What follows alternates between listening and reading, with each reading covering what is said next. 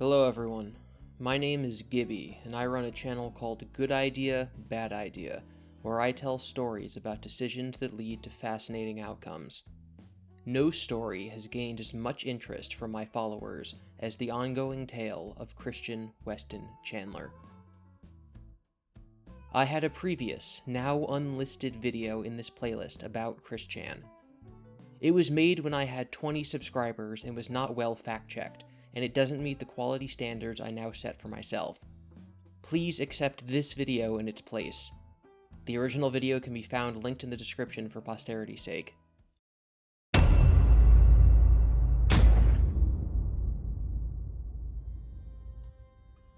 Christian Weston Chandler is often cited as the most well-documented person of all time. In the age of the internet, no one's actions ever truly go unnoticed. More information about people all over the world is stored online somewhere, waiting to be found, than was ever available about people living in generations past. But most people don't share dark and intimate details of their lives with the internet on purpose, and absolutely no one has garnered as much interest as Chris Chan. Chris has an entire encyclopedia dedicated to him, named The Quickie, Quick being Chris's initials, CWC. People pore over his every word on social media, in videos he uploads, and in stories that he writes. This video is meant as the beginner's guide to Chris, to explain why so many people are fascinated with him, why so many people hate him, and why people come together as a community to discuss him like he's a holy figure whose actions can help us live better lives. In the opening of every episode of the comprehensive Chris Chan documentary, Gino Samuel asks, "What's the attraction?" And his video series hopes to answer that question. Why do we like Chris Chan? But that's not the purpose of this video. I made this video so that people who don't follow Chris understand why we do. Bet you all things that I teach you sure to beat ya. Over the rest of us to listen to the teacher now. Kick, kick, punch, punch, chop, chop, block, block. What's more, kick. It's not so much, what does he do that attracts us, but rather, why are we people who are attracted to him? The answer for me is simple. Sonichu is a ridiculous premise that appeals to a large group of people, but less than one issue into its story, it becomes incomprehensible without detailed knowledge on Chris's life. In his writing, he pulls back the curtain enough to make people interested in who he is and what he does, and the moment you decide to take that look for yourself, what you find is beyond captivating. Everyone's story of how they found Chris, and what order they learned about his antics is different. Most discussion of Chris ends with people agreeing that the most interesting factor of his life is the question of who the heroes are and who the villains are. Which of his actions are excusable? Is Chris the sum of his parts, or is he more? Chris wouldn't be Chris if he was born in any other time or to any other parents. So what can we learn from this very specific person about the human condition as a whole? I think that's what most people who follow Chris ask themselves. And so now I present the life of Chris Chan.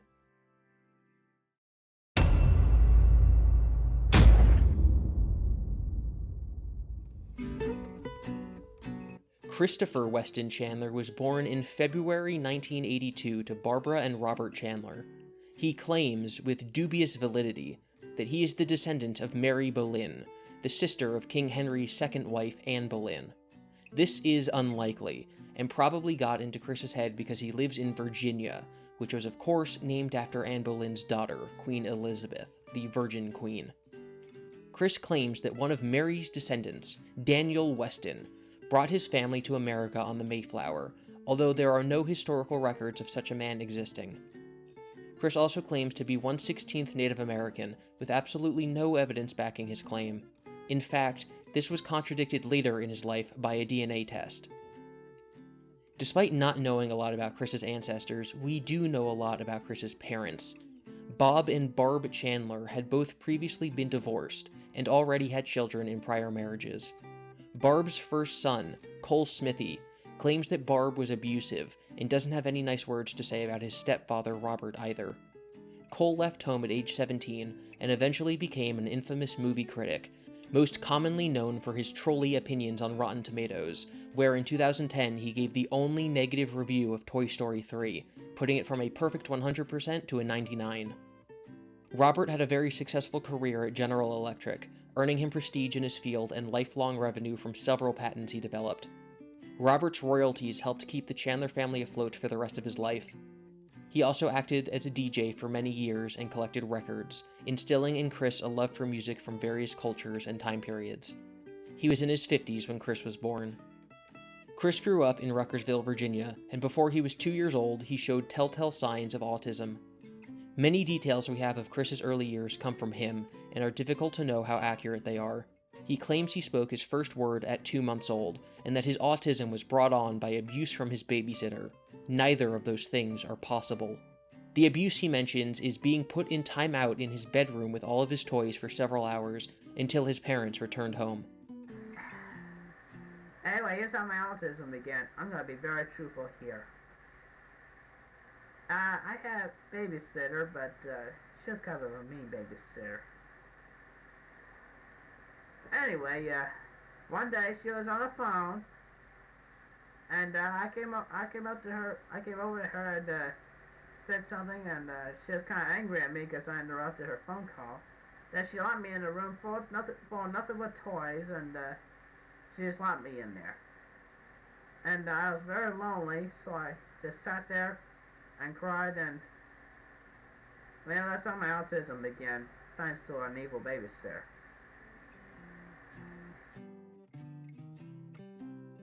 This event would haunt Chris for the rest of his life. He claims he did not speak again for 6 years until his mother bribed him to speak by buying him Transformers toys.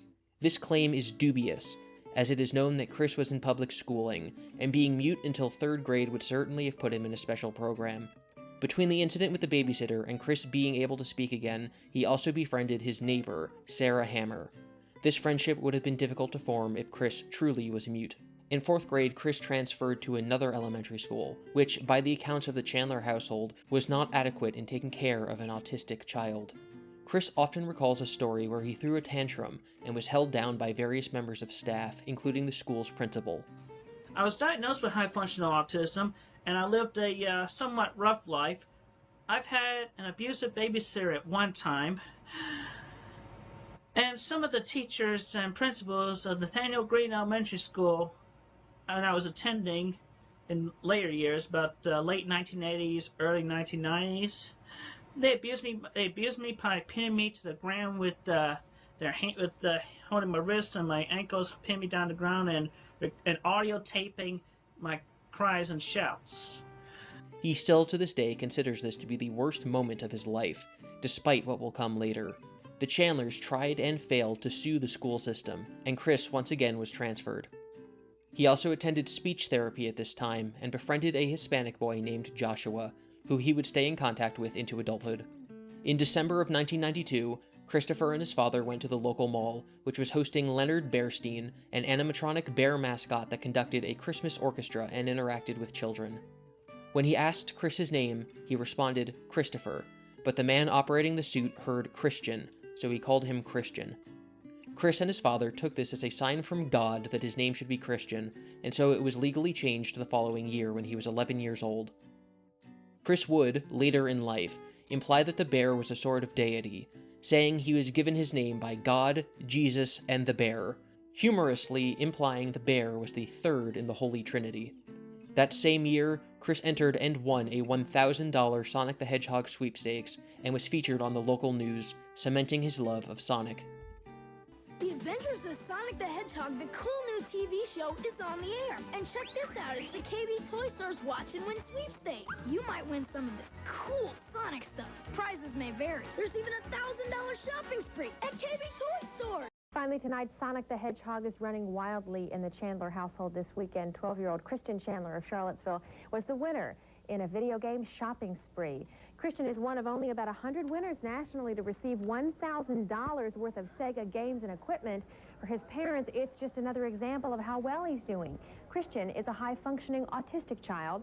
This past fall, on his own initiative, he entered a contest based on a favorite cartoon character.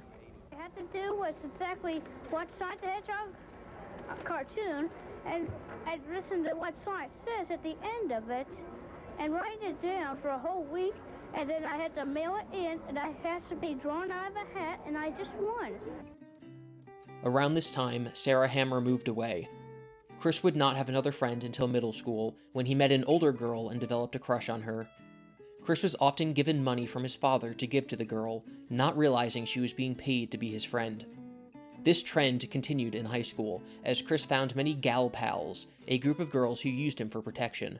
Chris was friends with very few guys once he reached his teenage years, although he did look up to one of the other water boys on his high school basketball team, and of course, his older half-brother, Cole Smithy.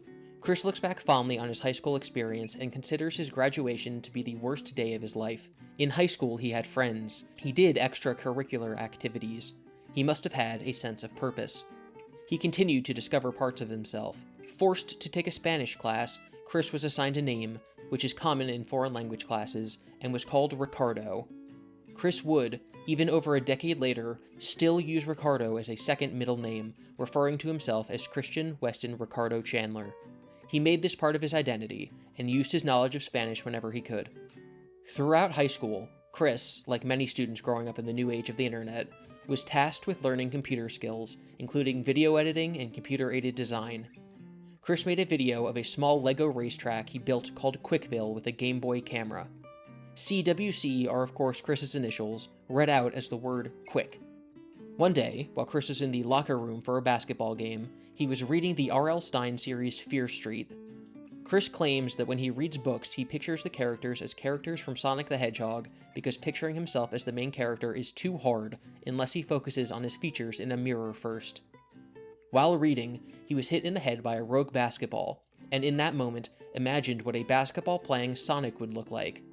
In his imagination, he created Bionic the Hedgehog. Bionic became his first OC, or original character, and Chris would later that year draw Bionic with a flag that reads, "I fought my autism, and I won." This cross-eyed, no-effort autistic Sonic OC would be seen today as an obvious joke, a lame troll trying to make fun of the cringy amount of Sonic OCs that exist on the internet, and mocking the cheesy stories in Sonic's modern video games. But back in 1996, none of that existed. Chris was ahead of the curve, and this was entirely genuine.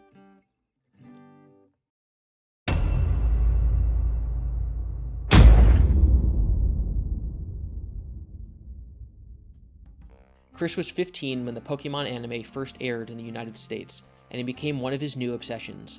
Like Sonic, Lego, and Spanish before it, Pokemon became an integral part of Chris's identity. He expressed himself by creating his own Pokemon cards, often of people in his real life, or concepts he was familiar with, going so far as to create an autistic Pokemon plant named Plotistic. In 1999, Chris made his first website, which was Pokemon-themed, and started going to tournaments at his local gaming store, or LGS, the game place. In a history class, Chris took a test to determine where he fell on a political chart, and determined that he was liberal, which was very at odds with his parents and even his own future actions. It is very likely that he did not understand the questions. In his senior year of high school, Chris was tasked with creating an album cover for a mixtape he made for the class.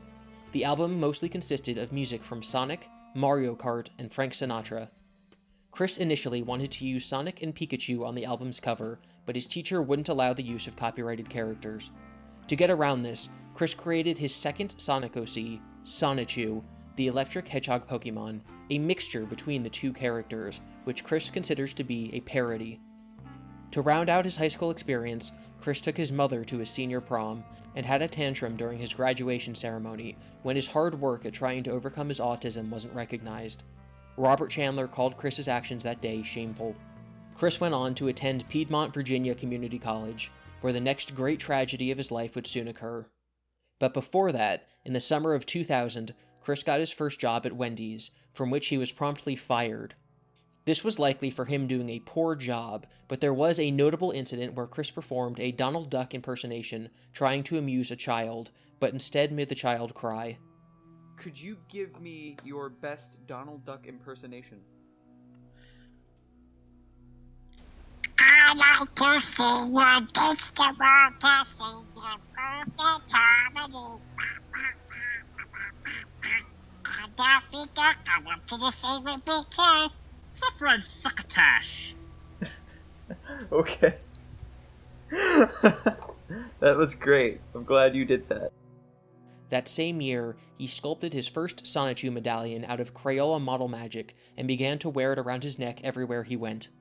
He also wrote a story about Bionic the Hedgehog, who he claimed was Sonic's brother. In the story, the two were playing catch one day when Bionic, for no reason, got sucked into another dimension. Quote, Sonic tried to pull his brother out of the portal, but Bionic's hands slipped out of Sonic's hands, and he was falling. Sonic tried desperately to save Bionic, but he couldn't reach him, so Sonic forgot about Bionic. Then all of the events of the Sonic TV show happen, and then Bionic just finds his way home and meets Sonic again, and they're happy. Chris would wear his Sonichu medallion when he embarked on his love quest. This was a journey for him to find a girl that would immediately fall in love with him so they could get married and have a child.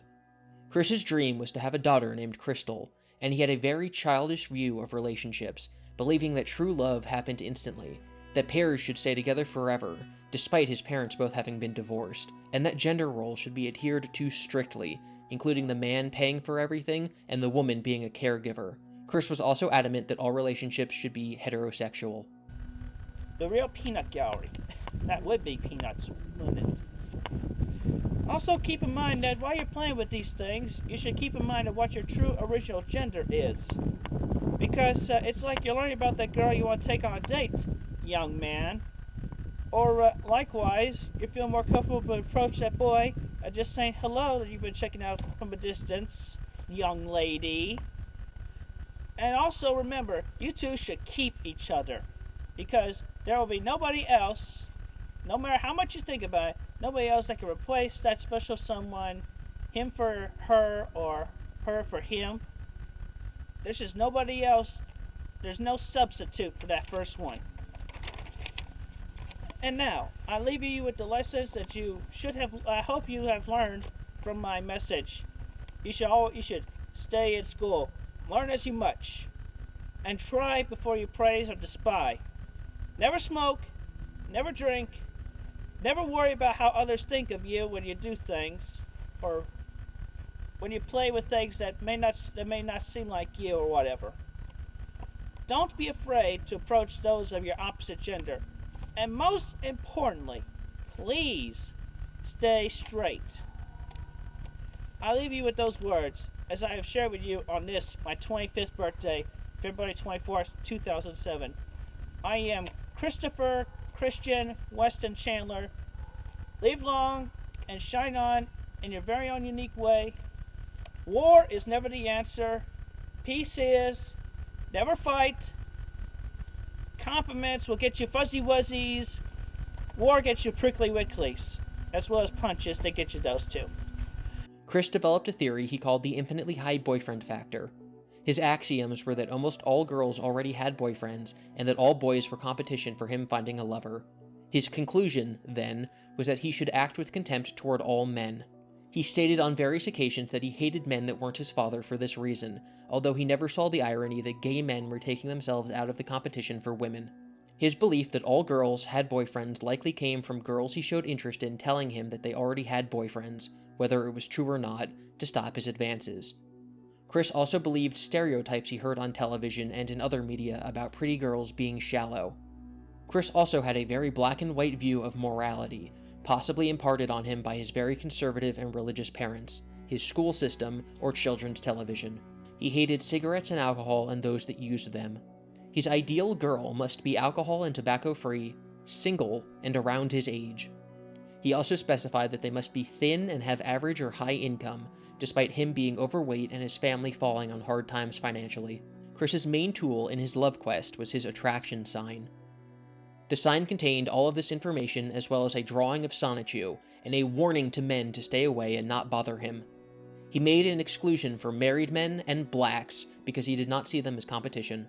Chris would walk around his community college with his sign and not actually talk to girls, hoping they would read it and talk to him.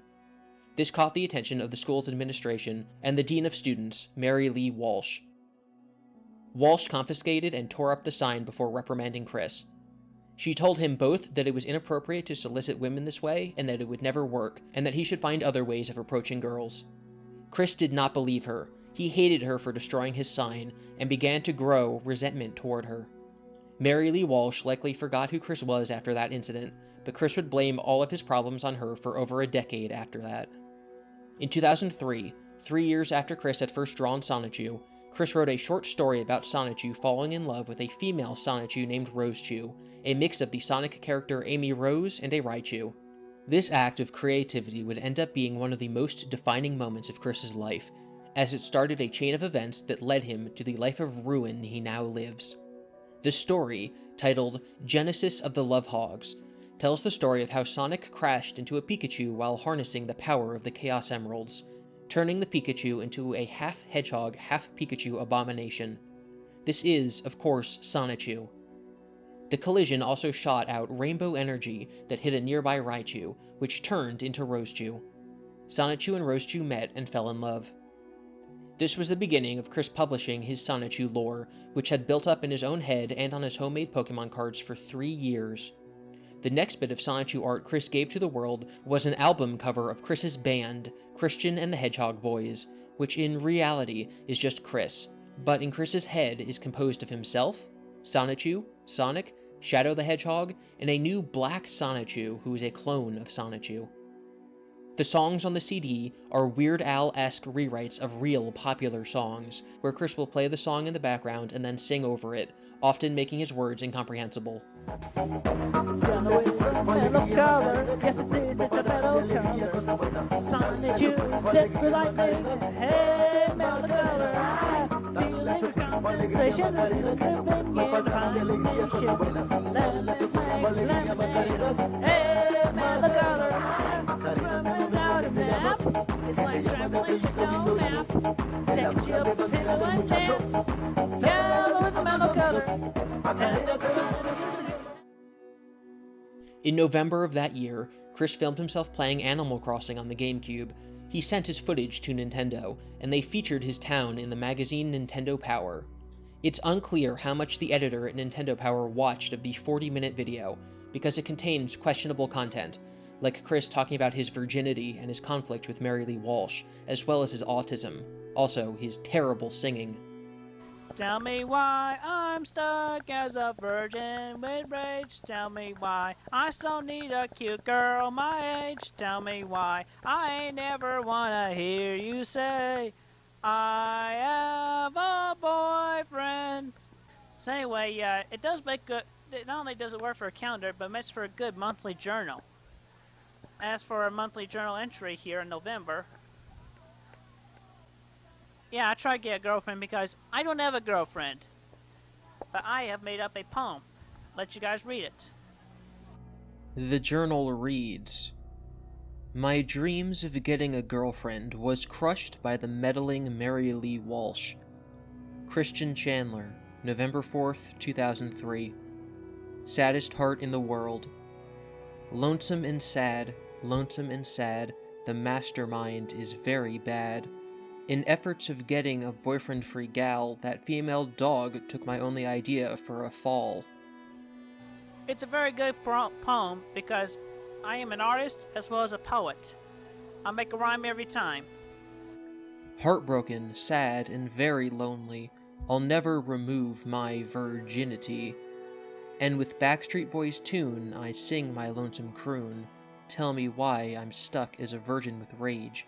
Tell me why I so need a cute girl my age.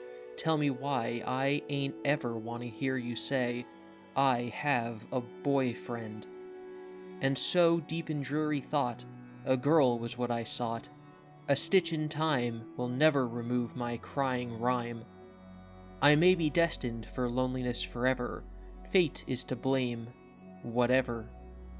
I conclude this cry to say that as long as there are no matching girls, my happiness well runs dry. Anyway, that's my poem. But in case you didn't notice here, look right here. Tell me why I'm stuck as a virgin with rage.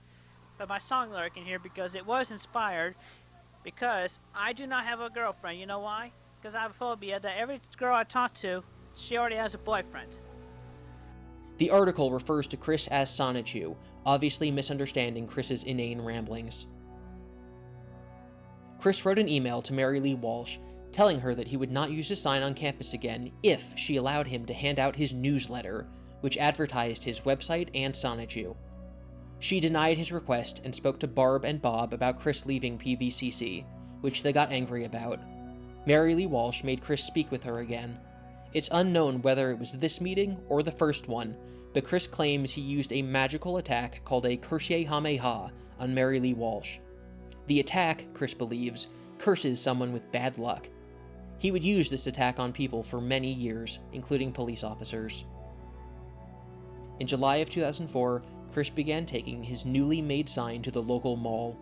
Inspired by anime, he also tied a paper heart to a red string and threw it at girls, proceeding to reel the heart back to him as if reeling them in like a fish. A mall guard took his string from him. The guards continued to have a problem with Chris's loitering and soliciting, and on September 11th of that year, he was arrested and banned from the mall. Soon after, he was suspended from his college for his actions regarding Mary Lee Walsh, and was told he could only return if he saw a psychiatrist. Chris claimed that his father was going to complain to President George W. Bush about Chris's mistreatment. It was around this time that Chris met a girl named Megan Schroeder at his local gaming store playing Yu-Gi-Oh! The two became friends, but Chris wanted more. He thought Megan might be the boyfriend-free, non-smoker white girl of his dreams. But Megan claimed she wasn't interested in a boyfriend at all.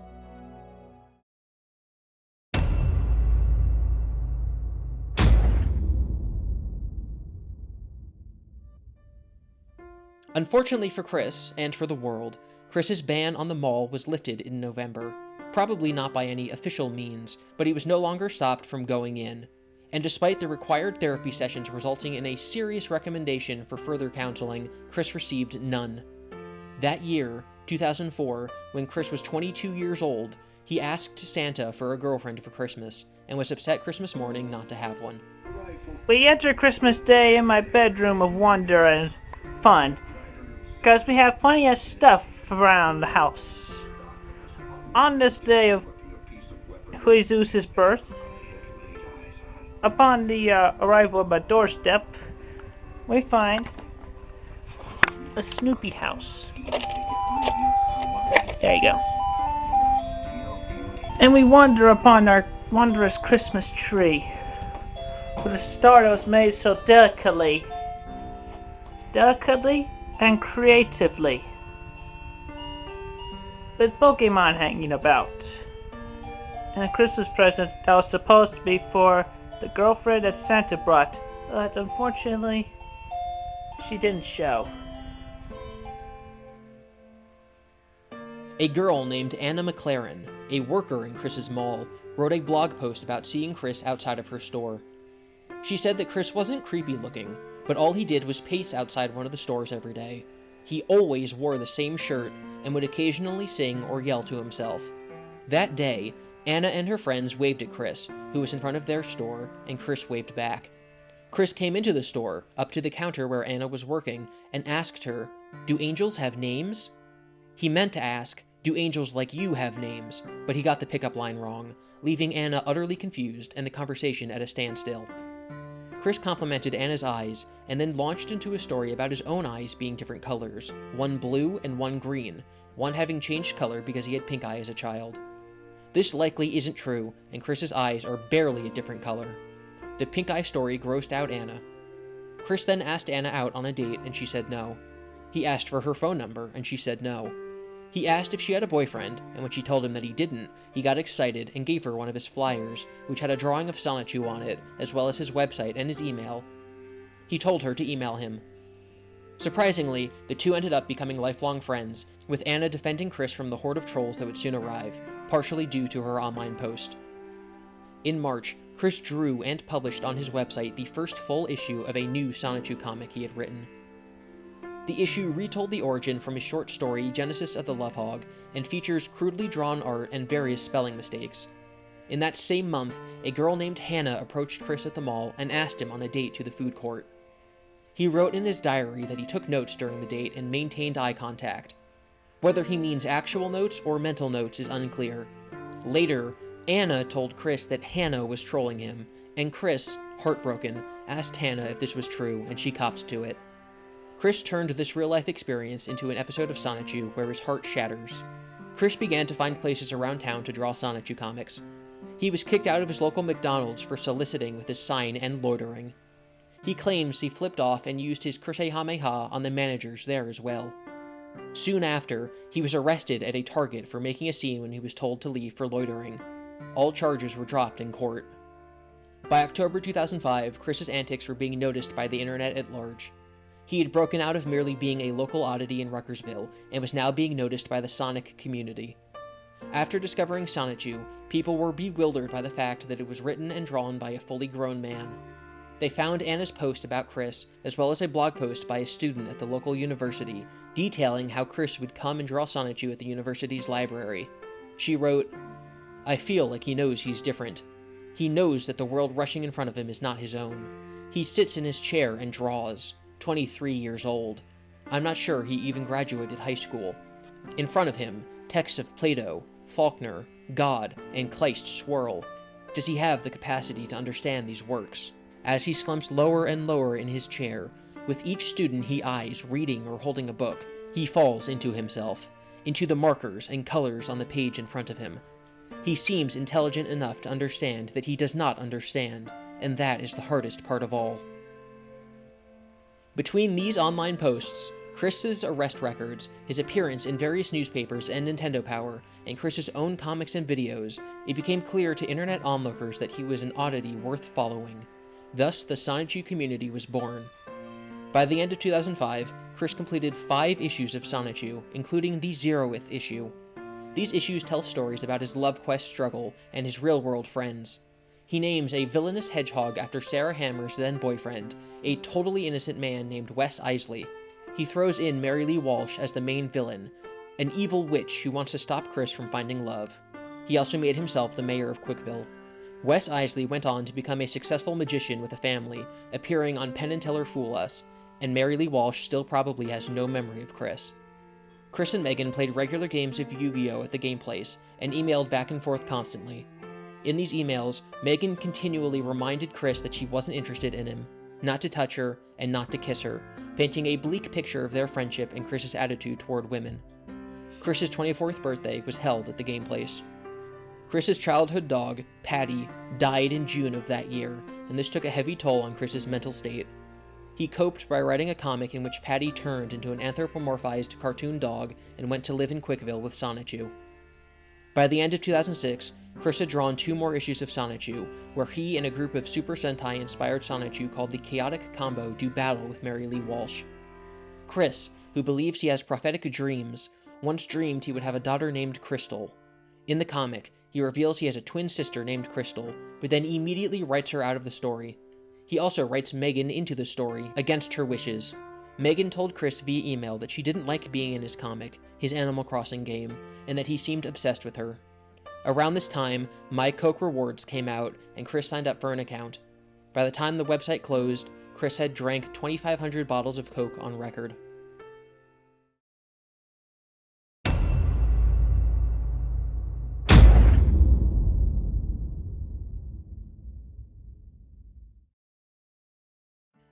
In the summer of 2007, Megan moved away. Chris entered a contest held by Sony featuring Parappa the Rapper, a rhythm-based video game character, where the contestants had to film themselves covering one of the game's songs. The winner would win a trip for 2 to Sony America's headquarters, all expenses paid, and 2 PlayStation Portables. Chris hoped he would win and give one of the PSPs to Megan as a gift, and then take her on the trip, explicitly stating in online posts that he hoped this would make her like him so that they could have their first time in bed. Chris became one of the final contenders, gaining many votes due to his internet infamy, but ended up losing to a competently made video. Play with the rapper, I go with you now. The only song I know is Master Onion, which I got from a demo I bought from my friend Megan. Put the cake in the oven for a while. Put the cake in the oven for a while. Leave it there, come on, clean the pile. Leave it there, come on, clean the pile. Put the cake in the oven for a while. Put the cake in the oven for a while. Chris claimed the winner cheated by having music in his video, but the music was a cappella beatboxing, which did not violate the rules. Meanwhile, Chris had actually broken the rules by changing the lyrics of the song, as he was wont to do with his parodies. He held a grudge against the winner and angrily messaged Sony about how they ruined his chance with Megan. In his letter to them, he mentioned his autism and how he wanted to sleep with Megan. He filmed videos of him shooting darts at a picture of the winner and blamed him for not losing his virginity. This all upset Megan, who sent Chris a letter telling him to back off. This Parappa Contest and Chris's following tantrum made him even more infamous, and by the fall of that year, an Encyclopedia Dramatica page was made about him. It was filled with the biographical information Chris had written into Sonichu and discussed on his YouTube channel. The site, which is meant to mock everything, did not paint Chris in a good light. Chris attempted to edit the page to make himself look better, but his changes kept getting deleted. What upset Chris the most were fan drawings of his Sonichu characters gender bent or engaging in homosexual activities.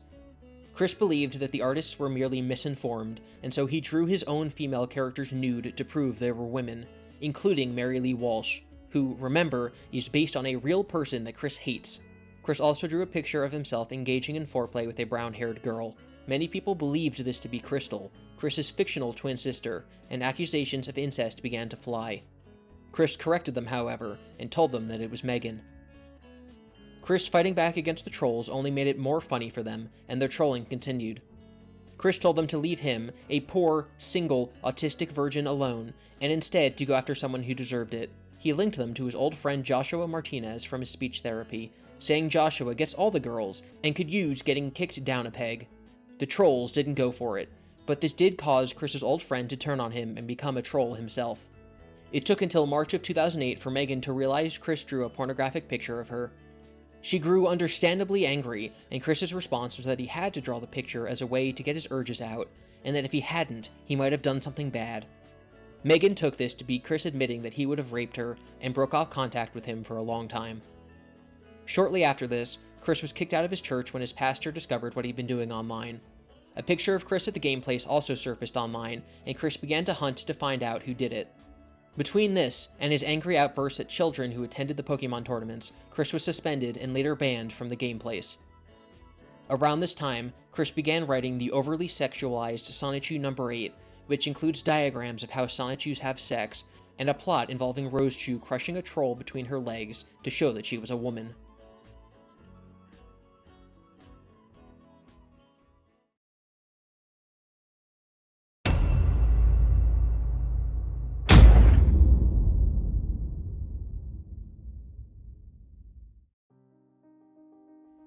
Trolls decided to create a character to influence Chris's life for laughs. So they made the first of many fake girlfriends, Blanca Weiss, which translates from French and German to white, a reference to Chris's racism. They corresponded with Chris over email for several months, with Chris constantly asking her to get a webcam or a YouTube channel, but the trolls kept making excuses so they could keep the ruse going. Chris wrote Blanca into Sonichu as a hip guitar player. There were many trolls who were posing as Blanca across different sites at this time, and one convinced Chris to send her nudes, then he immediately leaked them.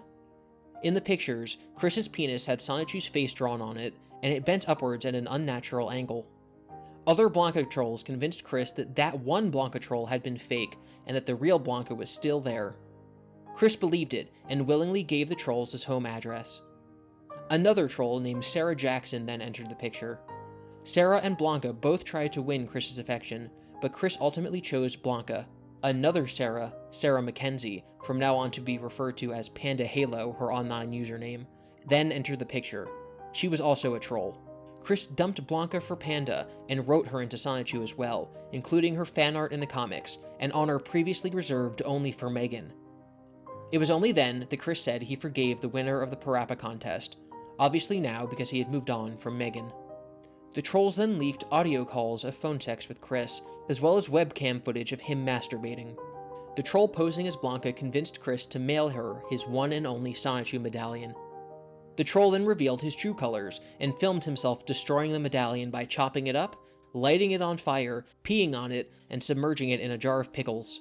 Chris hates pickles for their phallic shape because he is 100% straight, guys. Despite this, Chris refused to believe Blanca wasn't real and thought that her mail was stolen. He made a new medallion out of Crayola model magic and told his fans that Blanca mailed it back, which was an obvious lie. A different troll then took up the identity of Jimmy Hill and claimed that he was the true inventor of Sonichu. He told Chris that Chris was in violation of his copyright and to cease claiming that he made Sonichu. This gaslighting failed, and Chris simply got angry. Trolls tried to convince Chris that Jimmy Hill was making a lot of money selling Sonichu merchandise in Europe, and Chris, who was obviously not making any money, got even angrier. The trolls behind Sarah Jackson obviously got bored once Chris picked a different girl, so they had her killed off in a car crash. Chris drew this event in Sonichu without a hint of reverence, having her killed by Optimus Prime. Panda then broke up with Chris, who turned his attention back to Blanca, who then broke up with him as well. Despite this, they continued to chat, and Chris revealed that he had a problem controlling his bowels, and now had to wear an adult diaper. The era of multiple fake girlfriends was emblematic of Chris's early trolling, and would set the standard going forward. It showed how easily he was manipulated, how naive he was, and how cruel the trolls were. But it also started a pattern of multiple groups of trolls fighting over Chris, leading to fights amongst themselves. Chris was no longer a local oddity who put his foot in his mouth. He became an online freak show who was set up to fail again and again.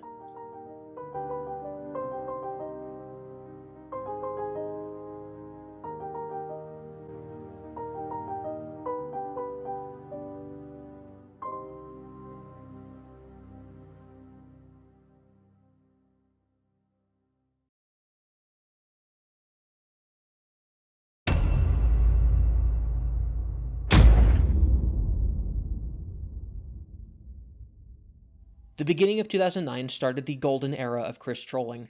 Trolls emailed Chris pretending to be legendary video game designer and Mario creator Shigeru Miyamoto, and then president of Nintendo of America Reggie Fils-Aimé. They feigned interest in a Sonichu video game. They asked Chris to make a presentation to pitch the game to them, which had been his dream for almost a decade. They invited him to Washington State for an in-person meeting at Nintendo's headquarters, but Chris stated he couldn't go without his mother. The best part about this saga is that they got Chris to make a PowerPoint presentation and actually send it and his DVD to Nintendo of America, and then Nintendo had to respond and tell him that he actually was not, in fact, talking to Shigeru Miyamoto, who barely speaks English. Another troll emailed Chris, telling him that his brother Ryan Cash committed suicide when Chris said he would stop making the Sonichu comic. This got Chris to start the series up again. He included an apology to Ryan at the end of Sonichu issue number 8. The fictional Ryan's older brother, Clyde, then began an all-out campaign to troll Chris in vengeance for his fictional brother's death. In February 2009, a series of devastating fires raged through Australia, the home of Panda Halo, and Chris decided for some reason that she died in the fire. There is no explanation for why he thought this. This left a gap for a new troll named Julie to gain Chris's attention. Julie became Chris's newest sweetheart, logging phone calls and leaking videos Chris sent them. The troll behind Julie was a 13-year-old boy by the name of Blue Spike. Blue Spike invented another character named Max, who was Julie's abusive brother. Max convinced Chris that he had kidnapped Julie and was holding her hostage at his home in Cleveland, Ohio. Chris drove his car from Virginia to Ohio overnight, arrived at Julie's house, realized she wasn't there because it was the wrong address, and returned home. By that time, his parents had already reported him missing. Blue Spike often had phone sex with Chris. He didn't change his voice at all, merely allowing Chris to believe that his prepubescent voice was that of an adult woman. Blue Spike was able to obtain and leak videos of Chris having sex with a sex doll, and manipulated Chris into using anal beads and a dildo. This relationship lasted only a month. Blue Spike got control of Chris's PlayStation Network account and forced him to do degrading things on camera, like shoving his pointy Sonichu medallion up his butt. Chris later in life claimed that this was nowhere near as traumatizing as being held down as a child by his school principal.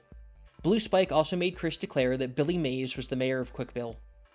Right after getting this on video, Blue Spike told Chris the truth, that Julie didn't exist, that he was a 13-year-old boy, that all of their phone sex was recorded, and that he would be sending it in to catch a predator. This never happened, but Chris was very concerned with his reputation as a pedophile following this event.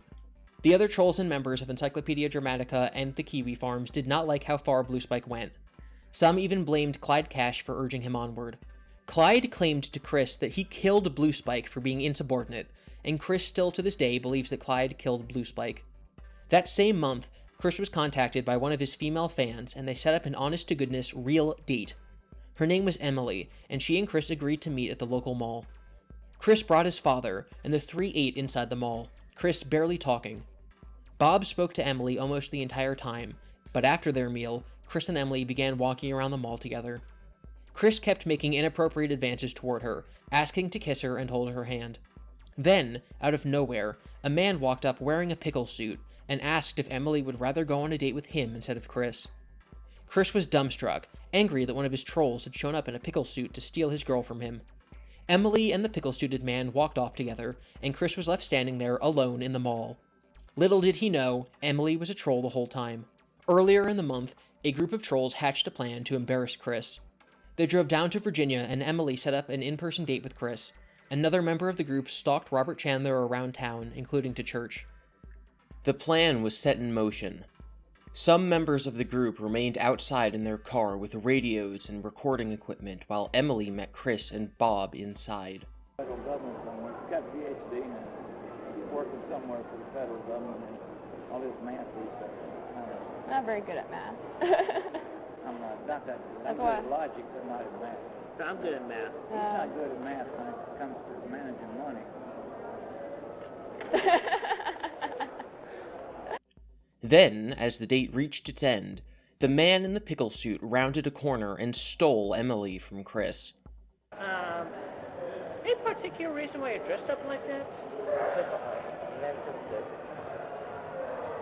Come on, Emily. What? Oh, hey, maybe you want to go with me. Huh? You wanna go see watching? No. Lots of, Wait, what's wrong? Man in the pickle suit. Apparently this guy's amongst the trolls. You like pickles? Yeah, I do not like pickles. Pickle. And also, particularly a guy in a pickle suit tricked me on the internet, pretending he was Blanca. There's nothing wrong with him. Who's Blanca?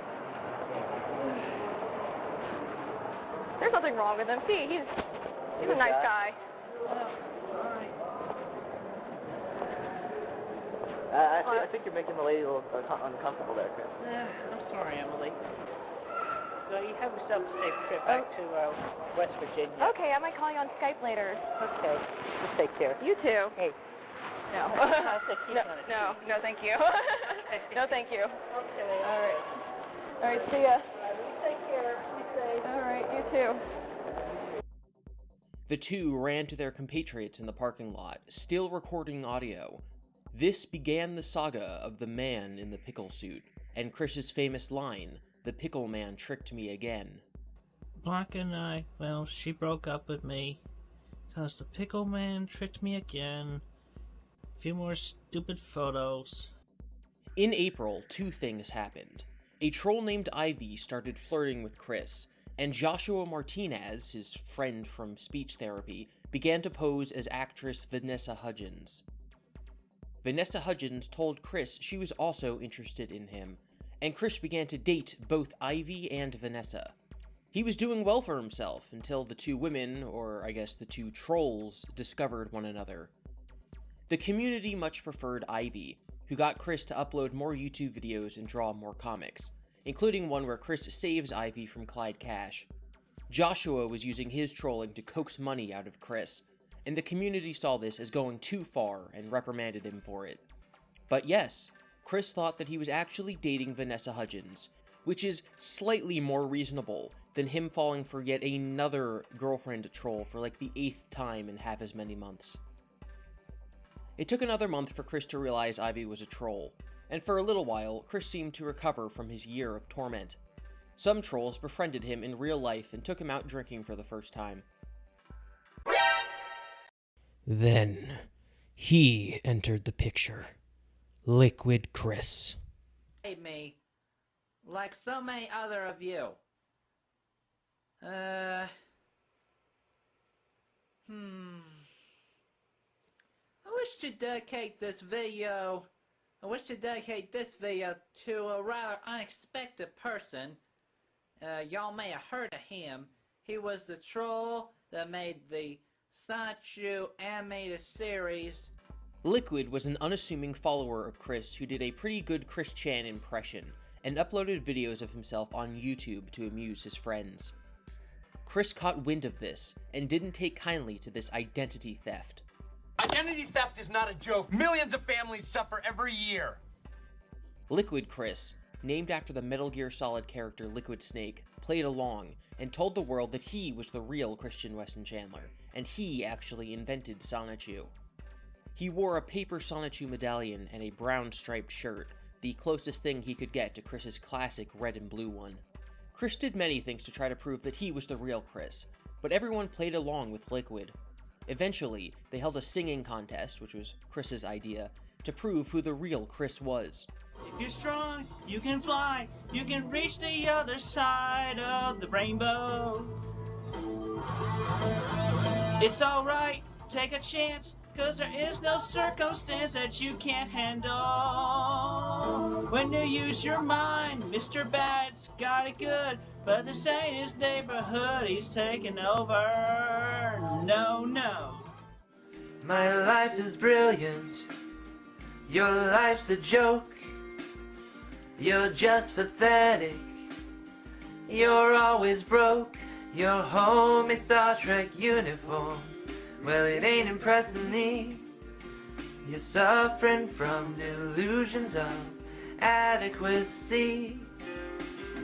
You're pitiful. You're pitiful. You're pitiful. It's true. Liquid won, and Chris became even more furious. In an ungodly amount of irony, Liquid ended up attracting a girlfriend, being praised for his singing, and he developed a real fan base.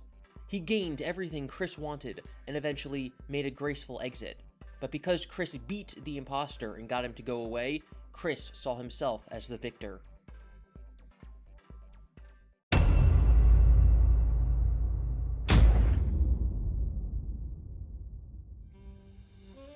Chris's mother, Barb Chandler, is a known hoarder, and the garbage in their house is on full display in some of Chris's videos. His father, Bob, feared that their home might be condemned if their hoarding became known, so he told Chris to remove any videos he posted that showed the house. Of course, once something is online, it's there forever, and Chris was never able to accomplish this. People started posting pro-gay ads on Chris's website to troll him, and Chris was furious that he couldn't do anything about it. Prior to this, and I hate this part, Chris had been convinced that men have a limited amount of sperm in their body, and so they have to recycle it. So he began to ejaculate into soda, and he would drink it as his way of recycling it. We have footage of this because he's an idiot. Chris wrote a letter to President Obama asking him to make gay ads illegal. In January of 2010, the comic Asperchu came to Chris's attention.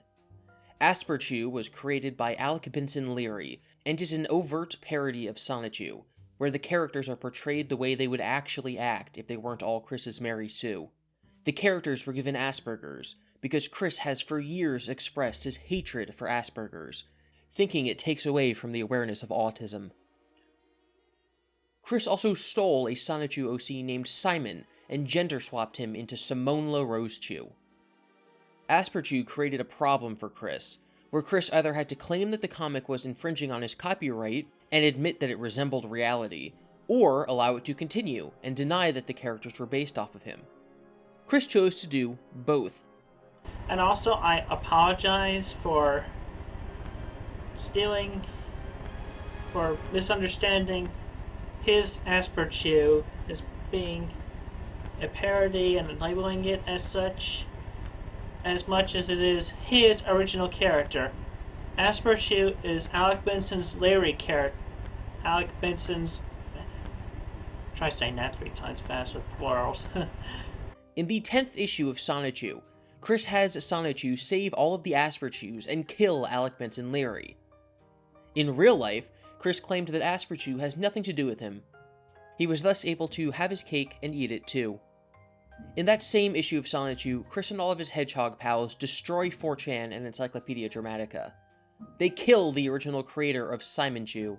He played out all of his revenge fantasies on the page, and many included bloody ends for his rivals. Sonichu number 10 was the last time Chris would write pages for his books for half a decade. Chris, by some miracle, managed to befriend another real-life girl around this time, his first since Megan. But being the fool that he was, he included personal information about her in a level he made in Little Big Planet. The trolls soon discovered her identity, pointed her in the direction of the quickie, and their friendship ended immediately.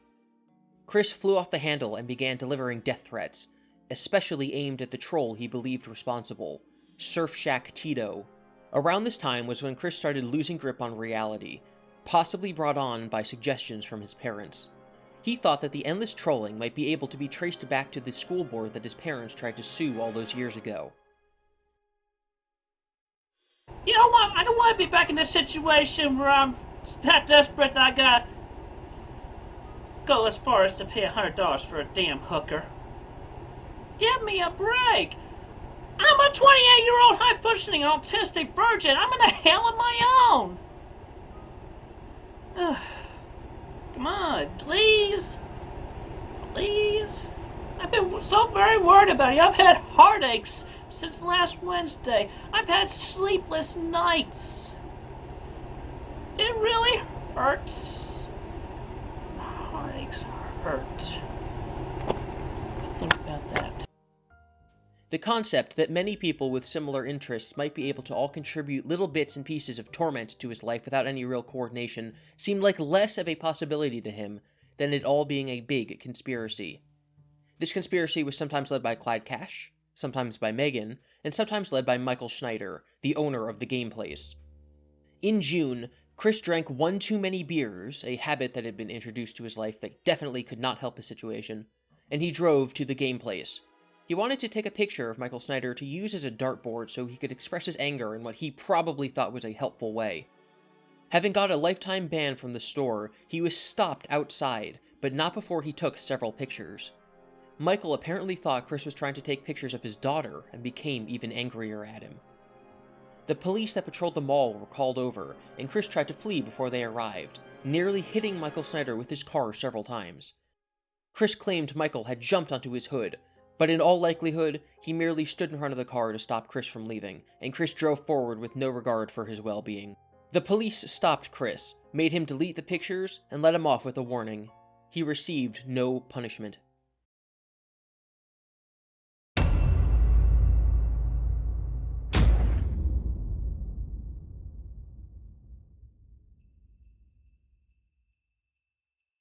Chris claimed he would leave the internet forever, but actually just moved his activities to a new website, a Nintendo fan site, set up so people could post creations they made in Flipnote Studios.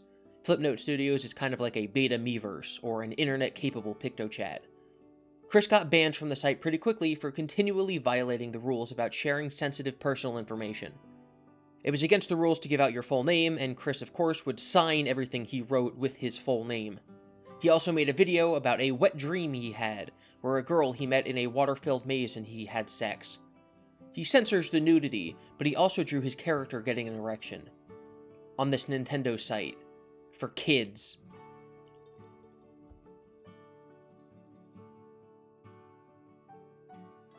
The trolls, amongst themselves, placed a facetious $9,001 bounty on destroying Chris's precious PlayStation 3. 9001 is obviously a reference to the classic Dragon Ball Z meme.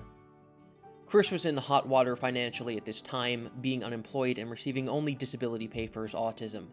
So he had very little income, and he spent more money than he had on toys and video games. He maxed out a credit card his parents didn't know existed, probably because he was unsure how credit cards worked. And in a scheme to make lots of money quickly, Chris recorded himself destroying his own PS3, and sent the video to the trolls, expecting $9,001. Surf Shack Tito told Chris to meet him at the mall so that he could be paid, but instead, the trolls used this as an opportunity to film Chris out in the wild. Obviously, Tito never showed up. When Chris asked Tito why he didn't show, Tito claimed he gave the money to Chris, the real Chris, Liquid Chris. Chris then had to buy another PS3. Around this time, a new troll, posing as a girl named Jackie, tried to milk Chris for laughs. She tried to make him give up on video games for her, but he refused. She asked him to make a video for her every day in October, wanting more Chris content to be shared with the world, but he apparently thought that this was too much work. She did get him to do blackface, though, by asking him to make a video where he's dressed as Mr. Popo from Dragon Ball. In September, Chris actually applied for a job. His resume was filled with such accomplishments as being a volunteer judge at Pokemon tournaments, and of course, the creation of Sonichu. He prattles on for paragraphs about Sonichu and Rosechu, and even complains about the trolls, specifically Liquid Chris being an imposter, and how his videos were leaked online. He didn't get the job. Jackie tried to use her fictional ex-boyfriend Lars to get Chris to better his life. A troll posing as Lars called Chris and tried to get him to make good decisions. He told Chris that he didn't sell his expensive boat collection, and so he lost Jackie as a girlfriend. So Chris should learn from his mistakes and sell his Lego and video games and use the money responsibly. He also told Chris to keep making Sonichu, as every troll does, because it's their main source of Chris entertainment. The phone call ended with Chris claiming change is too hard. Lars told Chris that Jackie was at his house and that they were about to have sex. Chris didn't seem to mind. Also notable about the conversation is that Lars is black, and Chris kept slipping into Ebonics while talking to him, including casually dropping the N-bomb countless times. I missed you last night. I just didn't know if you'd be around. Listen, I'm going to turn you over to Lars right now, and I'll be listening. So you two boys play nice, okay? Okay. Yo, this be Lars and shit. Who this? This is Christian. See, dog, see what I'm feeling. And rightfully, righteously, righteously, I should not be telling you this, because this hurts my chances and shit. But I will tell you, in the interest of bros before hoes, that if you got rid of that PS triple, you got rid of it and you never buy another one, Jackie probably kick my black ass out the door and shit. You get rid of that PS triple, I'll be out on the street, and Jackie be on your doorstep first thing tomorrow morning and shit. So you can tell me, bro. Tell me, my nigga. Y'all really want Jackie or not? Or y'all want your video games more than you actually want Jackie, if you want Jackie. You can be honest with me. I want Jackie, and I want to be able to keep my video games. Shit, dog, that ain't always an option. Yeah. All right, I'll let you go. It's been cool and real hanging with you. All right, dog, I'll talk to you soon. I'm gonna go fuck Jackie now. I'll talk to you soon, dog. We'll be in touch and shit. Nice meeting you and shit. Okay. Good night, dog. All right. Good night. Jackie continued to try to improve Chris, making him alter Sonichu number 10 so that the writers of Asperchu weren't brutally murdered by Chris's heroes. Instead, they were forced to live with the Amish. Chris didn't want to make any changes to his life. Chris continually blamed his shortcomings on his autism and, to use his word, retardation. Chris is racist, sexist, homophobic, a drain on the taxpayer, an embarrassment to his family, a blight on his community and the local police force, and a danger to everyone in his personal life because he directs trolls their way. But it's been hard to say that he's been a bad person up until this point.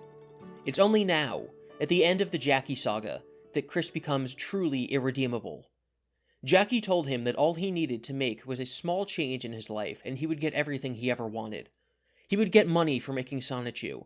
He would get a girlfriend. He would get less trolling. But Chris just didn't do it. It doesn't matter that Jackie wasn't sincere.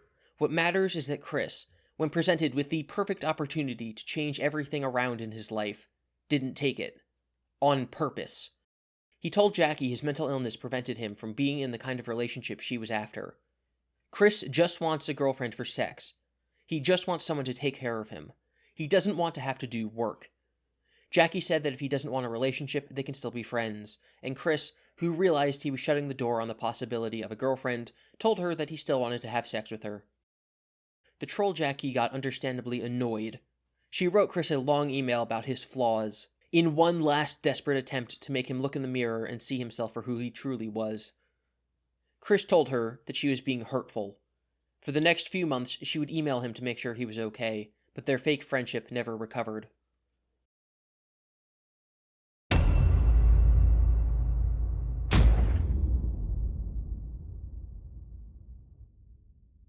Chris would remain relatively silent with few updates until March 2011. He had not posted new Sonichu in over a year at that point, and was not answering Jackie's emails asking how he was doing. In March, he sent Jackie an email saying he was now a tom girl, including a picture of himself wearing makeup. Chris did not yet consider himself transgender, but believed himself to be the inverse of a tomboy. A tomboy is a girl who acts like a stereotypical boy, so a tomgirl is a boy who acts like a girl. Chris's desire to be a stay-at-home parent and be taken care of by a significant other is probably the reason for his desire to become a woman. He's also had mostly female friends his entire life and got along with his mother much better than his father. Not having to work, as stereotypical housewives don't, is also probably seen as a huge plus to him. Jackie tricked Chris into sending more pictures of him in drag and made excuses for why she couldn't ever have a video call or meet him in person. She leaked these pictures of Chris and he found out, but she was able to sweep this under the rug, probably claiming that her email was hacked. This was like the 10th time that one of Chris's sweethearts had their emails hacked or stolen, and Chris's sensitive information was leaked, but Chris still did not realize that Jackie was a troll. The troll who was involved with the pickle suit date, Emily, stayed in touch with Chris all these years, and in 2019 she gave some insight into the Tomgirl saga. She stated that some rando told Chris that he should become a woman because he had tried so hard and failed at being a man. Chris took this seriously, and in her opinion, this is what started the Tomgirl saga. Although she does blame herself for suggesting that Chris wear a sports bra. Jackie told Chris that the leak was related to the PlayStation hack that shut down PSN for a large part of 2011. Barb and Bob Chandler did not like Chris's cross-dressing, and if they were secretly ashamed of their son before, they were now outwardly expressing it to him. Chris claimed in an email to Jackie that Barb threatened to kill him and forcibly cut his hair, but Chris tried to grow it back quickly using magic. His father apparently dropped the F-slur on Chris, and Barb told him she didn't raise a daughter. Barb also tried to pay Chris to stop wearing women's underwear. As regretfully common and difficult as these situations are for those who suffer from them in the trans community, it is hard to be sympathetic to Chris when he isn't actually trans and is only adopting the lifestyle for his own personal gain while making a mockery of those with dysphoria in the process. By June, Chris began to refer to himself as a male lesbian, claiming he used the women's restroom and made sure to sit down when he peed. Although he never admitted it, the implication was clear that he was now pursuing lesbians, having struck out with straight women for 30 years.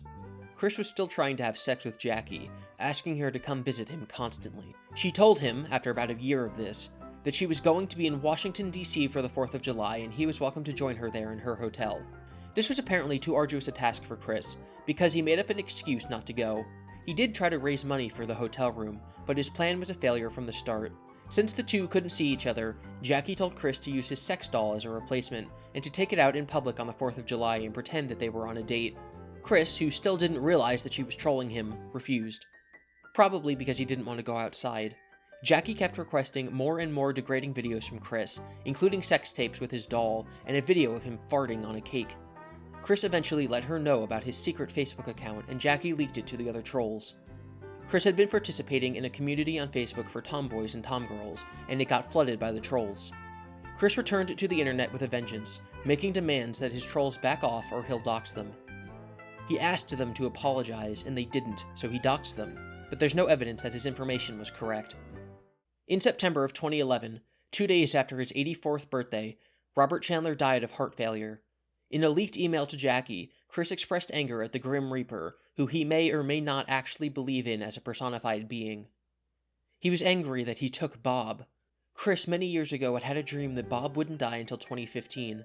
Chris's full faith in his prophetic dreams will prove problematic as time moves forward.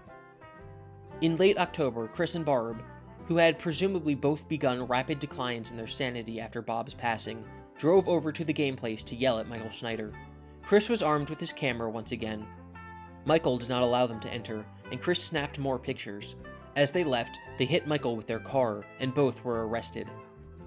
They were forced to pay a fine and were put on probation.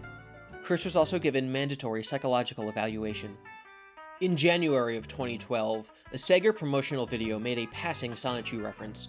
Chris apparently didn't care. He posted that he was very depressed on Facebook all month. Anna McLaren was still there for him, and told him he should go to counseling. Chris, of course, ignored this. He said that he was still upset that he was a virgin, and was frustrated because he's so handsome. He asked his friends to show his pictures to single girls, but said to make sure that they didn't Google his name. In a fit of unbridled stupidity, Chris came to the conclusion that all of his problems started with Megan, and doxed her on Facebook, thinking that she now led the trolls. He failed to realize that his problems started because he posted the drawing of him fingering Megan, and that it was not her fault. His derangement was setting in. Chris then turned 30.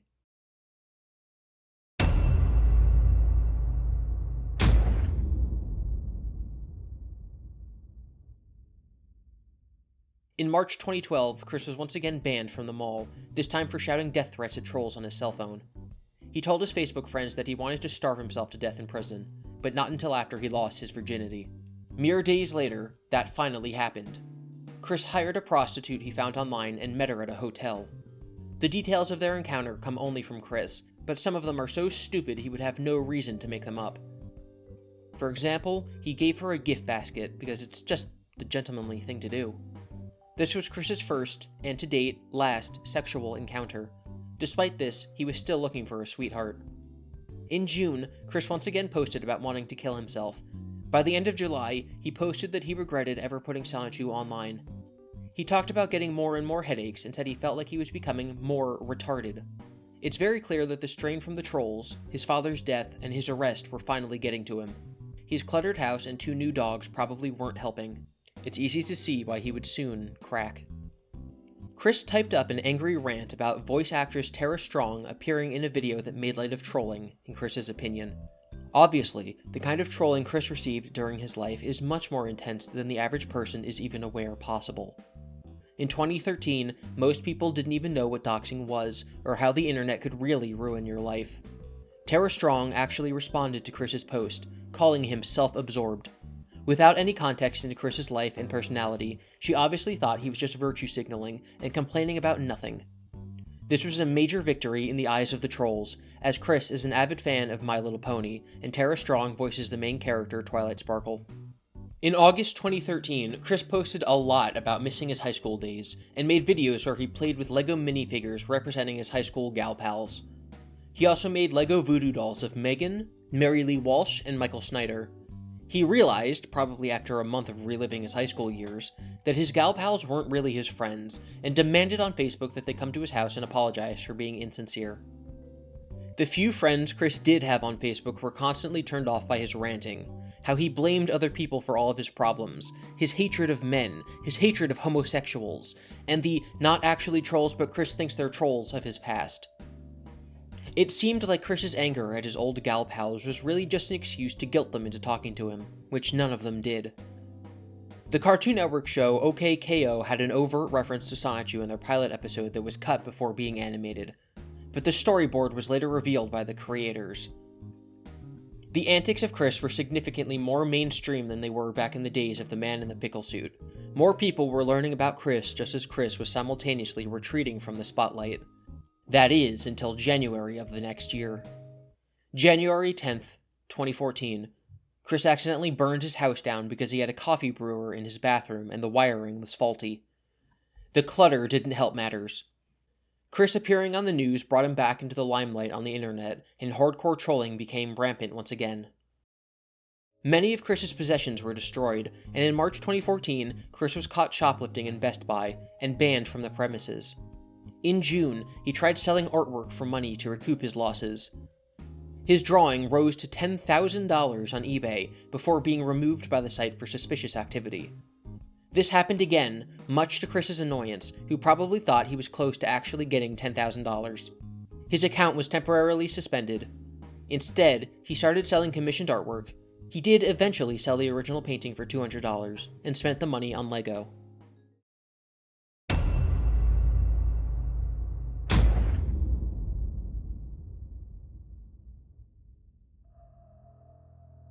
On June 22nd, Chris left a very strong reaction to the change in Sonic's arms in the Sonic Boom redesign on Facebook.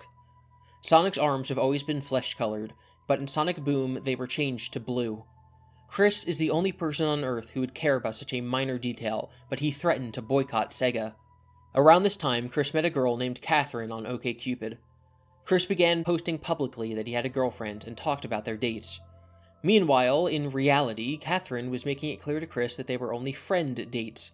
Her intentions were to try to help Chris, and she instigated several situations to test Chris's maturity by seeing if he'd become jealous when she was around male friends. Chris constantly failed, and eventually Catherine gave up. Chris believed he lost himself a girlfriend, but in reality, he had just made someone who was trying to help him give up because he refused to change his ways again. At one point, he told her he was entitled to a girlfriend because he was a descendant of royalty. In August, Chris started identifying fully as a lesbian and showed support for the LGBT community. But he still held onto his hatred for gay men. In September, he attempted to give himself the approximation of a clitoris by piercing his taint. It didn't last long, but it would not be his last time attempting to be more feminine. As time wore on, Chris became more angry about Sonic's arms. He posted on Facebook that his followers should vandalize displays of Sonic Boom, and he talked to security guards at his mall about not stocking the game, which led to an argument, which led to him getting banned again. Chris was also banned from a Sonic fan group on Facebook for threatening to slit the throats of Sega employees and bombing them if they didn't stop making Sonic Boom. Sonic Boom ended up making an overt reference to Chris in one of their episodes, where the characters play a retro video game and Sonic comments that they shouldn't have changed the color of the mascot's legs. Look what I found at the flea market! Dude, is that Tomatopotamus too? That's the best one in the entire series! Tomatopotamus never worked in 3D. Game companies always ruin their beloved franchises. And they never should have changed the color of Tomatopotamus's legs. On December 26th, Chris entered the GameStop at his local mall, which he was banned from, and attempted to vandalize their Sonic Boom displays. Upon being met with arguments from the workers, Chris pepper sprayed an employee and ran away. Don't call anybody. And that was the bar too. He was arrested and spent 3 days in jail. He posted on Facebook when he got out that it wasn't his fault, it was Sega's, for not listening to his demands. He felt he was justified in his act of rebellion, and he was leading a cause worth fighting for. January kicked off with Chris threatening Walmart managers with pepper spray. He had previously been banned from the Walmart and was on bail for pepper spraying at GameStop. If there was ever a time to try to help Chris, it had passed long ago. Chris also attempted to glitter bomb Sega of America. Usually, glitter bombing involves a letter that sprays glitter everywhere when opened, but Chris just filled an envelope with glitter, thus causing no harm. Inside, he also wrote a letter.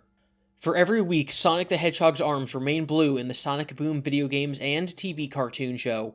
And that you all at Sega continue to not public announce your apology for the change, as well as recalling everything of this Sonic Boom to change Sonic's arm color back immediately on television, newsprint, and internet posts and videos. You all will receive a sparkling mess. And to stop this glittery combination from coming in, you will change Sonic the Hedgehog's arm color back immediately in everything Sonic Boom, including pulling the cartoon from Cartoon Network to change the arm color back in every single episode of the show. Thank you.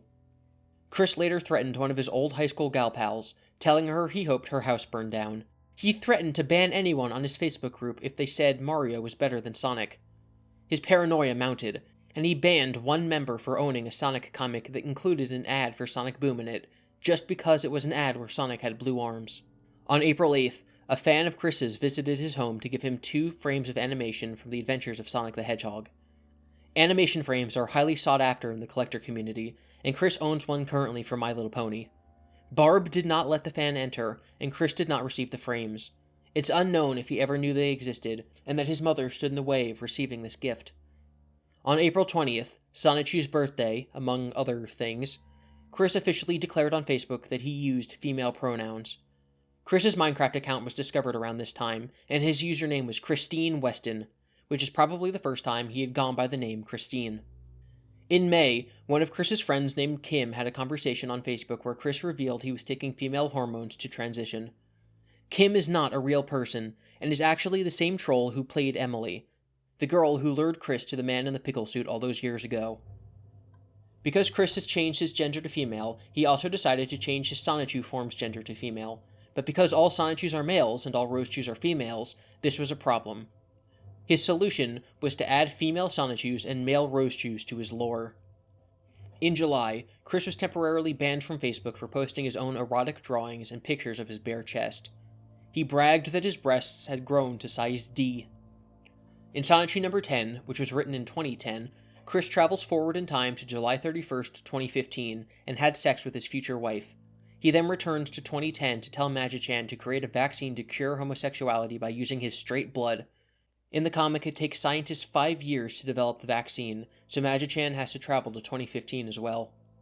On the real July 31st, 2015, Chris was still single, transgender, and cheering the recent Supreme Court case regarding gay marriage.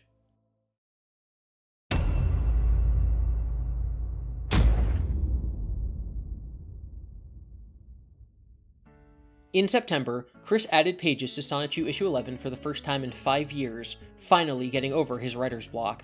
He also edited Sonichu number 10 to take out the violence and homophobia.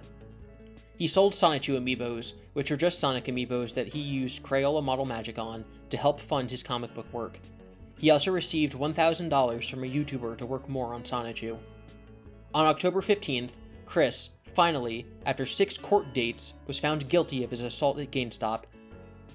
He was fined $541 and received 180 days probation. In January 2016, a lame new trolling scheme was cooked up wherein people sent letters to Chris's house addressed to PewDiePie. Chris, of course, thought that these were legitimate PewDiePie fans with the wrong address, and so he made a video yelling at people, telling them that PewDiePie lived in Sweden. He doesn't, he lives in the UK, but whatever. Chris and Barb's financial situation after Bob's death became grimly apparent when Discover Bank filed a lawsuit against Barb for failing to pay her debts. Chris began to beg his fans to buy him a PS4. Around this time, a video was leaked to the Kiwi farms showing that Chris was now freezing his semen in his refrigerator in jars. In March, Chris revealed that a fan had sent him a PS4 for his birthday. It was later discovered that he bought it himself, but didn't want Barb or anyone else to realize this. On March 16th, Barb paid $4,706.98 of her debt to Discover Bank.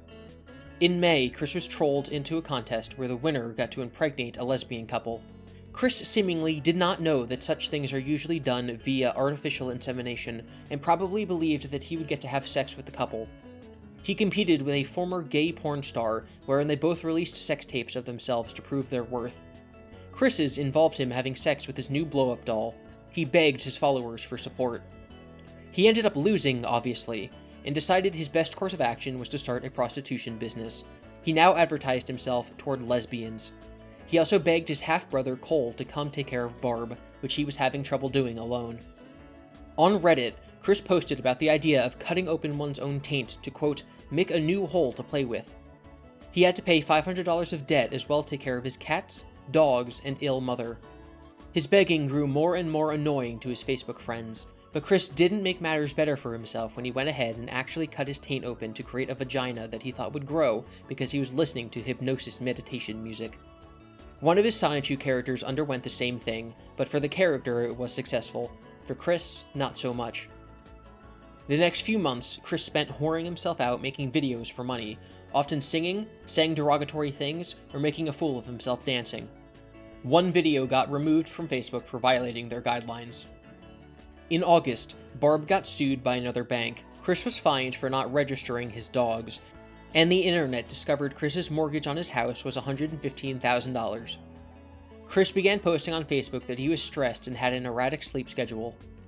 Despite this, he spent money to attend OmegaCon on August 25th. Just 6 days later, he begged his Facebook friends to pay his mortgage for him. He began to complain that his ban from Walmart, GameStop, and Best Buy were discriminatory against the LGBTQ community, despite his bans being for shoplifting and assault. For his birthday, Chris received a copy of the book A Girl Who Brought Down the World. The book was written by a follower of Chris and is basically a tale of what would happen if Chris came to power and ruled the world. The writer hoped that Chris would learn from the character and change his actions, but Chris only read a few chapters and apparently missed that it was an allegory for himself. He compared the main character in the book to then-presidential candidate Donald Trump as an insult. The irony was completely lost on him. 2 weeks later, Chris spent the 9th of November sending death threats to Trump on social media after the election. His tweets were featured on Alex Jones's InfoWars. He then made a video where a Lego minifigure of Mike Pence murders Lego Donald Trump and is arrested. Trump has been elected. Hopefully he will not be able to make it for the inauguration because of his age. Males die early. So they. Anyway, obviously being a great Hillary supporter, both my mother and I have voted for Hillary.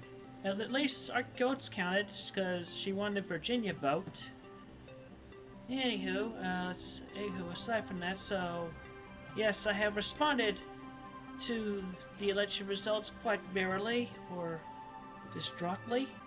Everybody, we must pray for Trump's death to happen before January 2017.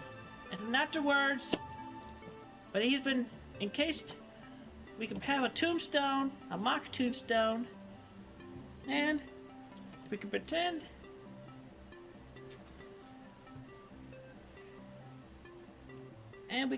that we can have fun dancing on his grave.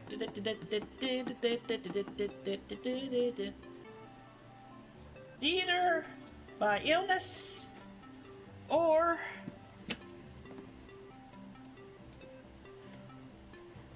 by the hands of his own Mike Pence. Die, Trump, die.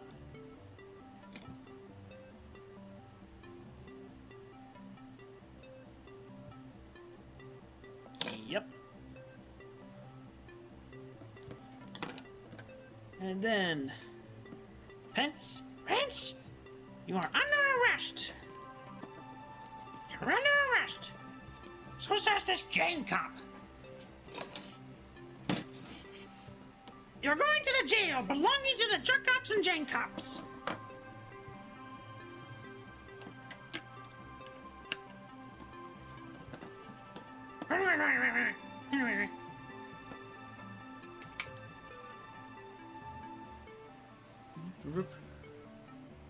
So, they got you too, eh? They got me for being a jerk cop, among all the other jerk cops that abuse their badges like crackers. Anyway, don't sit on the toilet. The end. Yep. I feel the same way, even when spelled backwards. Good night. After posting pictures of his Lego figure being tied up and writing about how Trump must be killed because arrest or impeachment are difficult, Chris was banned from Facebook, temporarily. November ended with Barb having to pawn jewelry for their mortgage, and Chris buying an expensive Transformers toy. 2017 would prove to be the most disastrous year for Chris in his entire life. In January, Chris's depression continued, and he posted about not wanting to write more Sonichu, because the website he had been using to sell it, Lulu, had removed it for copyright infringement. On January 20th, his mortal enemy, Donald Trump, was sworn into office, and on the same day, conservative commentator and provocateur Milo Yiannopoulos briefly discussed Chris on his lecture tour, using him as a poster child for the trans community. What will happen when we have the first presidential campaign featuring genderqueer furries with videos of themselves crying on YouTube because someone insulted their My Little Pony drawings? We know, don't we, what the first social justice president will look like?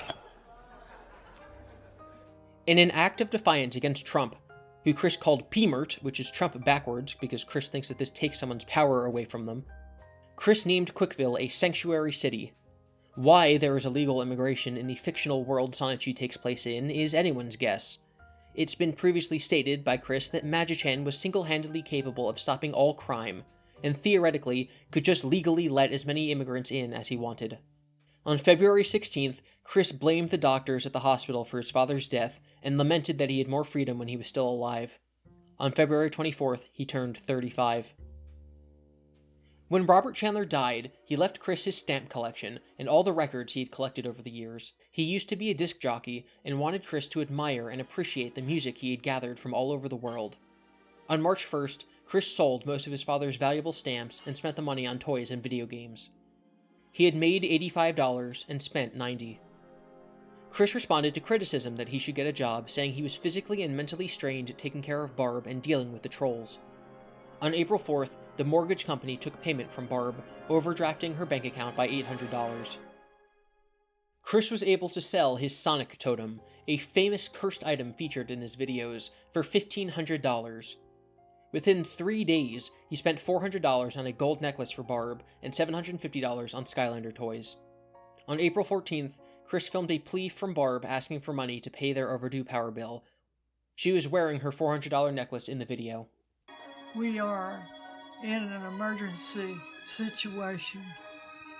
Rappahannock is getting ready to cut our service.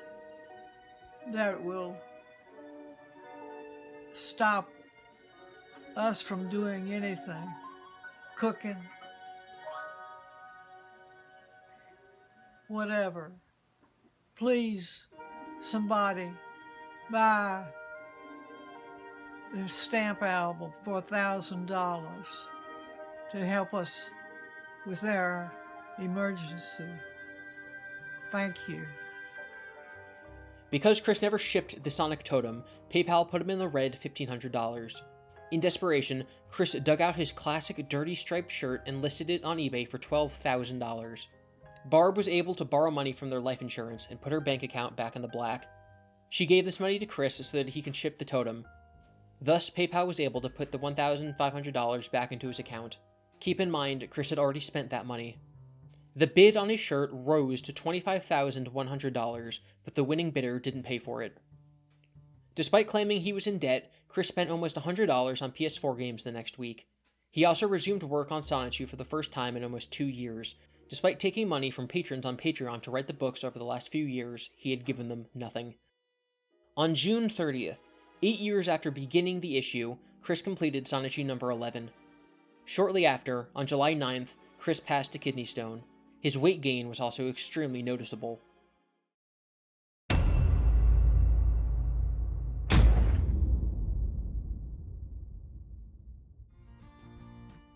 Enter Jessica Quinn.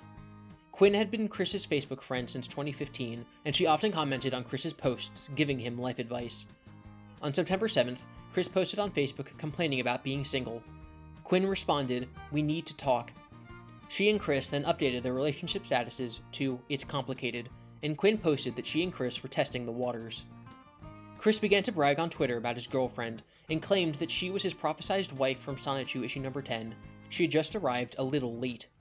Chris added her to his comic as a My Little Pony character named Diamond Melody. Quinn wasn't just doing this to troll Chris. Chris's post and actions made it apparent that she had a fat fetish, and Chris wrote a story in Sonichu issue 12 that involved Rosechu bloating up and Sonichu himself getting fat in a dream. Their relationship lasted only a few weeks, as Quinn broke up with Chris in late September. Chris posted a video where he appears to be crying. He stopped to make sure the camera was on, making it painfully obvious that he was faking. They got back together 5 hours later. The reason Quinn had broken up with Chris was because he had been flirting with a voice actress on Twitter using a sock puppet account. It seemed like Quinn had only broken up with him as a sort of warning. But they broke up again on October 5th. This time, Quinn deleted her Facebook account. Her reasoning was that the Kiwi Farms targeted her and hacked her Facebook account, although the Kiwi Farms claimed that they did no such thing and there was no evidence of this happening. While having and losing his first and only real girlfriend ever was bad enough for Chris's sanity, Quinn leaving when she did was actually worse for Chris for a different reason, and would alter the course of his life forever, as it opened him up to the influence of Joshua Wise.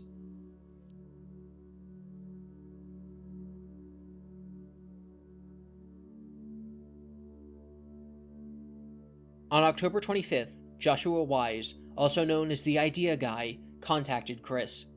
He got in Chris's good graces by acting friendly like the other White Knights. By November 6th, his influence was already becoming apparent to the wider community.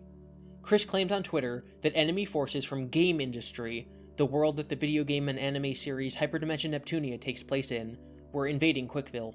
Chris began to ramble about how Magitan told him that he must absorb power from his Sega Dreamcast to become the new goddess of game industry.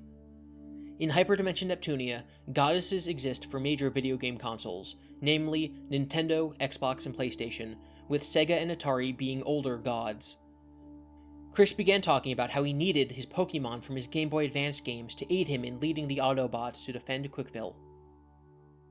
Okay, so Chris had long ago said that he thought that the characters in Sonichu were real, the same way that the toons in Who Framed Roger Rabbit are real, in that they play out the events in the comic like toons. But it was the Idea Guy who implanted in Chris's mind that CWCville and Equestria are actually real places. This possibly happened in tandem with Chris beginning to watch Rick and Morty, with their explanation of multiverse theory. Multiverse theory is a philosophical thought experiment about the differences between necessary events, which are events that must happen, and contingent events, which don't need to happen, or only happen because of other events. Thus, different universes exist depending on the outcome of contingent events. For example, a universe in which the Germans win World War II. Multiverse theory is not a theory that these universes actually exist or can be traveled to. It is merely an axiom that is used to prove other theories. Chris does not understand this, and believes that because everything happens in at least one universe, the events of his comic happen somewhere, and thus, the reason he has access to it is because he is the chronicler of the Sonichu universe, which he calls Dimension C197, using the naming convention from Rick and Morty. Chris would later go on to further explain that he actually believes his fictional universe to be the most real fictional universe. He actually believes that all fictional characters live in C197, and that all creative types on Earth have vision into that universe. But their interpretation of the events are slightly inaccurate. So Harry Potter and Spider-Man both exist in C197, but because Stan Lee and J.K. Rowling can't see into the universe perfectly, their books don't perfectly chronicle the historical events of C197. That's also the reason how the Spider-Man comics, TV shows, and the 4 iterations of him on the big screen can all be real. They are all misinterpreted slightly from the real events of C197. I have a whole video on this, but basically C197 holds the platonic forms of all fictional characters, and the fictional worlds that we see in our media are lower-level representations.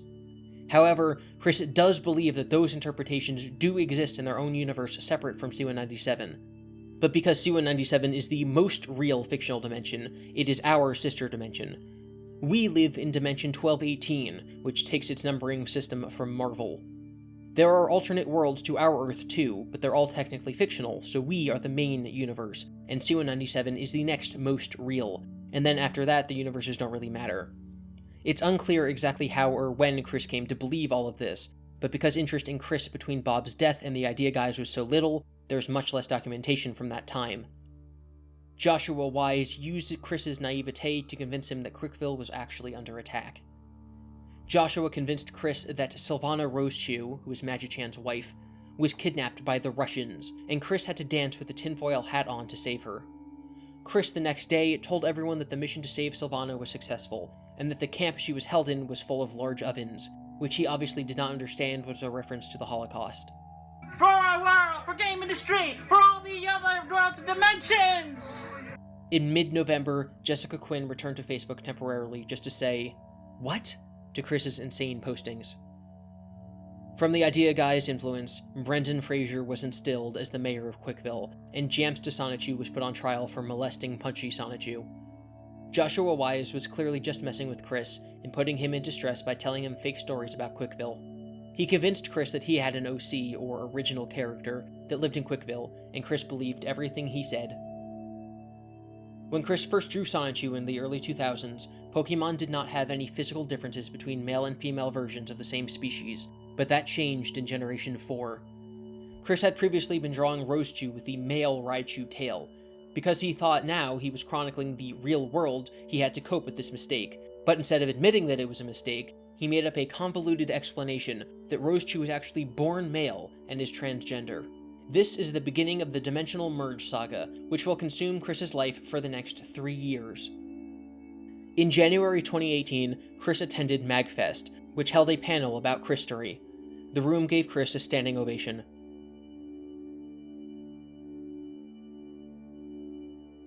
At the same event, he met up with Adam Stackhouse, the winner of the Parappa Contest, and made up with him.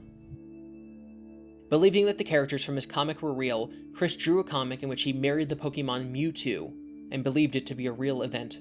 In late January, the Kiwi Farms united to dox the Idea Guy, driving Joshua out of power.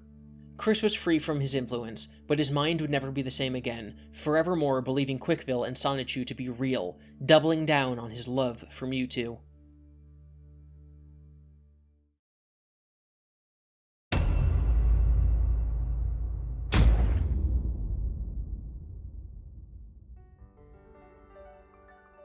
In February, Chris got in a fight with a Twitter user who said cartoons weren't real, showing his devotion to his new beliefs.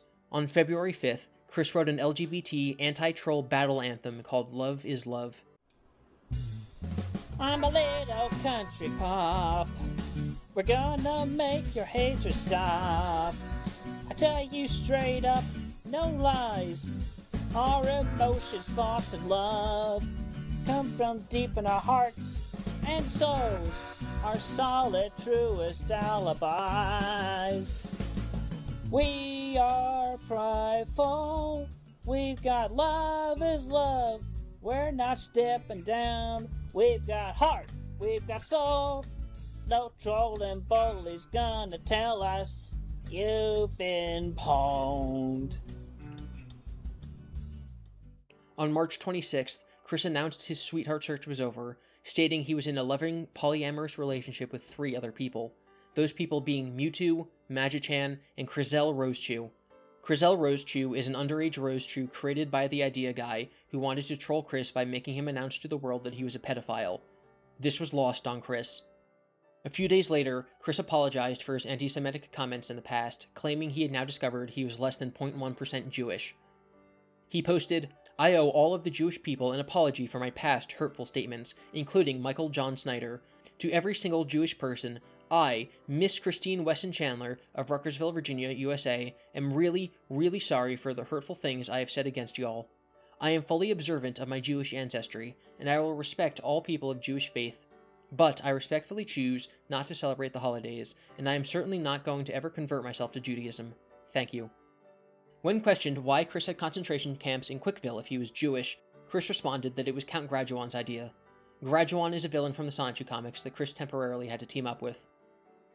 In April, Chris attempted to sell some of his half-brother Cole's elementary school homework so that he could pay off his mortgage. He also tried to sell his lesbian pride flag, as he had realized at some point that he was bisexual. Still desperate for money, Chris listed pornographic drawings of his characters on eBay, notably including the cut-up image he drew of himself and Megan from all those years ago. They were immediately removed for violating eBay's policy on porn, so instead he sold them through Twitter. They were purchased by a teenager named Lucas.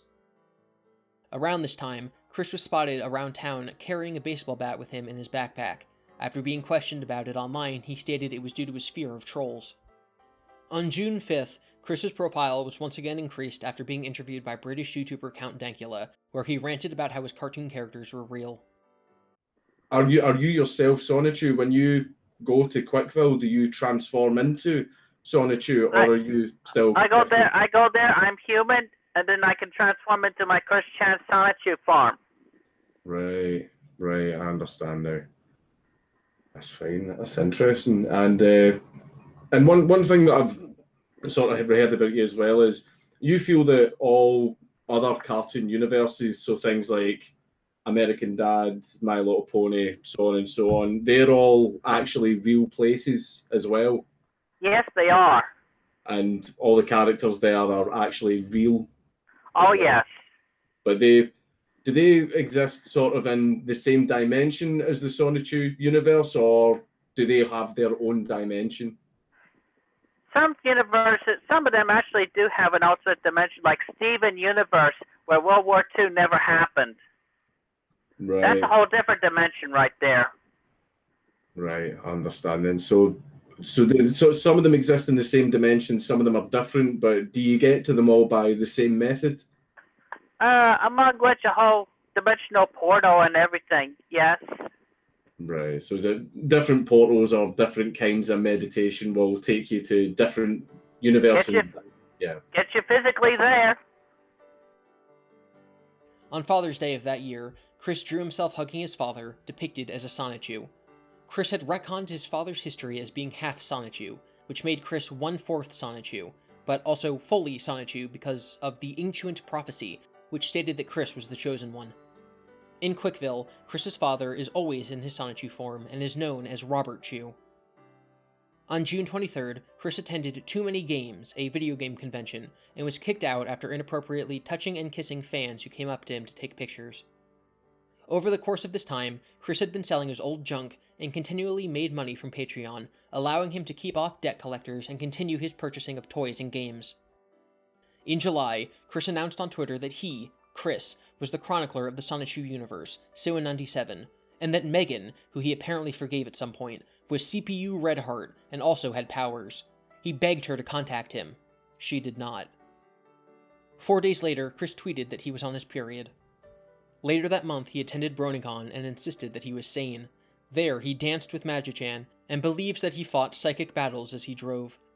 His car broke down, and he needed emergency fan donations to get home. Chris began to incorporate My Little Pony into Sonichu and his dimensional merge delusions, thinking he was in contact with the real Princess Celestia, ruler of Equestria. He stated that the TV show Friendship is Magic would continue for several more seasons, but it came to an end after season 10. He began protesting Hasbro the same way he protested Sega, demanding they keep the series going, this time saying it was Princess Celestia's orders. The day before Halloween, he adopted a new cat named Patches. Adopted might not be the most appropriate choice of words here, because he actually stole her from her mother, a stray cat who lived in his backyard. On the 2nd of November, Chris tweeted a picture of a disemboweled kitten, claiming that his dog Snoopy had killed one of his cats. With Google image search, it was quickly found out to be fake, and Chris deleted the tweet, claiming it had actually been tweeted by Magi-chan. On November 6th, 8 days after Chris adopted her, Patches died. Chris participated in Shrek Retold, a project on YouTube where various people were tasked with remaking scenes from Shrek. He drew some pictures and talked about the scenes he was assigned, not caring enough to remember Lord Farquaad's name. This is Christine Chandler. I'll be depicting scene 23 as Shrek exits the ring. The crowd cheers. Yeah! Yeah! Oh, the bad guy, I forget his name, communicates to the armed forces, and Shrek becomes a bit offended and Donkey is scared. Shall I get the order, sir?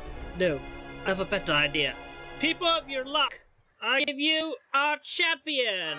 The crowd cheers. What? Congratulations, Ogre! You have won the honor of going on a great and noble quest, says that guy, I forget his name still. I'm already on a quest to get my swamp back. Your swamp? Yeah, my swamp! Where you dump those fairytale creatures. Okay. Alright, Ogre, I'll make you a deal. Go on this quest for me and I'll give you your swamp back. Exactly the way it was, right down to the last slime-covered toadstool. And your squatters, as good as gone. What kind of quest? And I guess that's it for scene 23 of Shrek. By November's end, Chris claimed the dimensional merge was beginning, and CO97 and 1218 would combine into one dimension, where humans would live alongside fictional characters.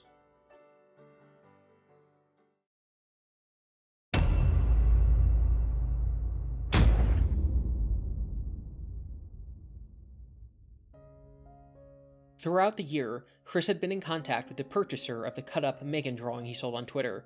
The purchaser, Lucas, was a teenager who lived near Chris, and who invited Chris over to her house on several occasions. Although Chris denies it, it is likely that she and her friends got Chris high on marijuana, and Chris was filmed in several compromising situations, including making out with Griselle Rosechew.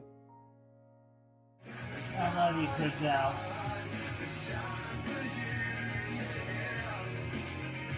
My wife, my lovely lady, ladies and gentlemen. She's very pretty.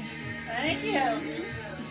Lucas claims, although without evidence, that Chris was very uncomfortably close with her and her friends, touching them and rubbing their heads, despite them being underage.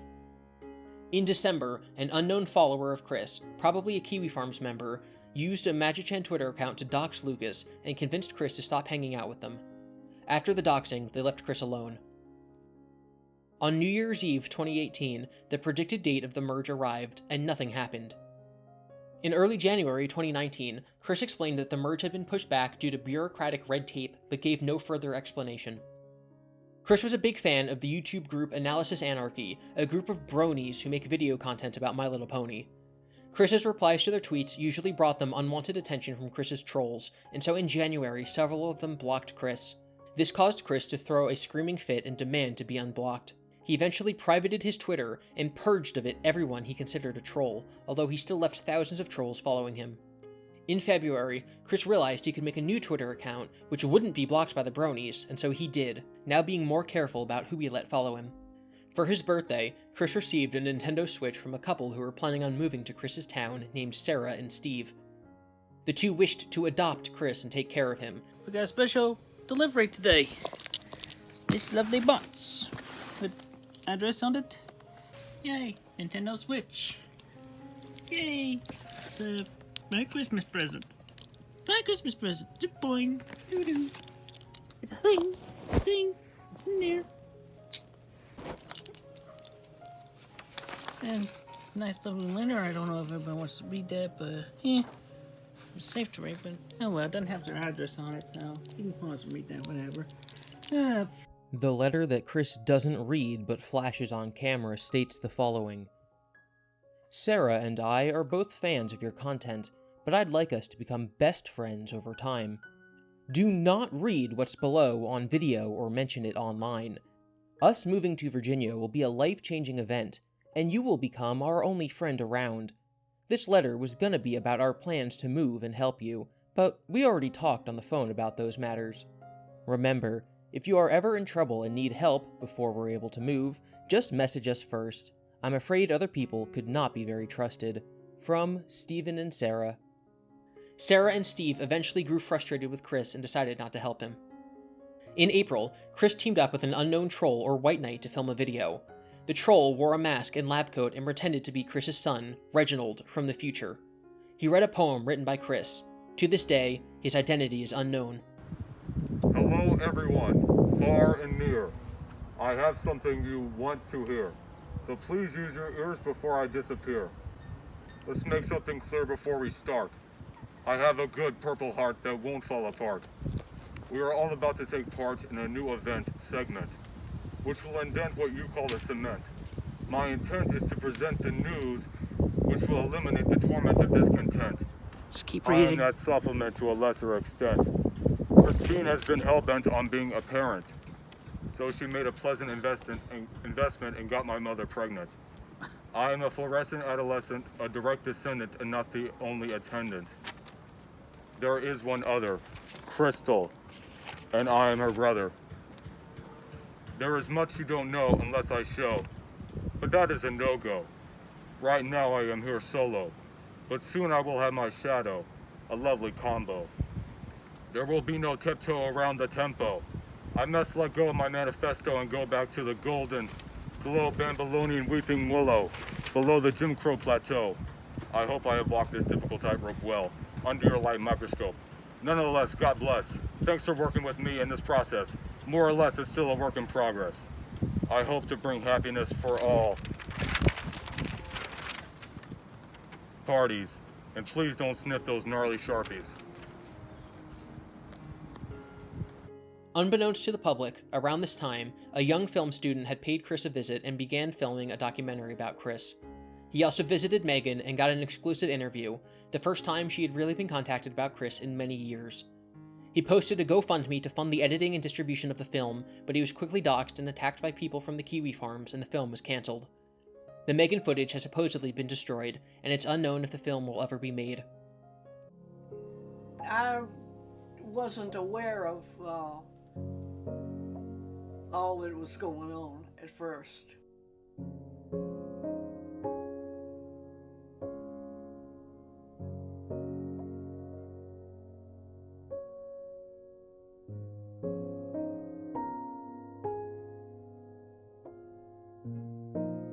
Now he seems like a totally different person to me.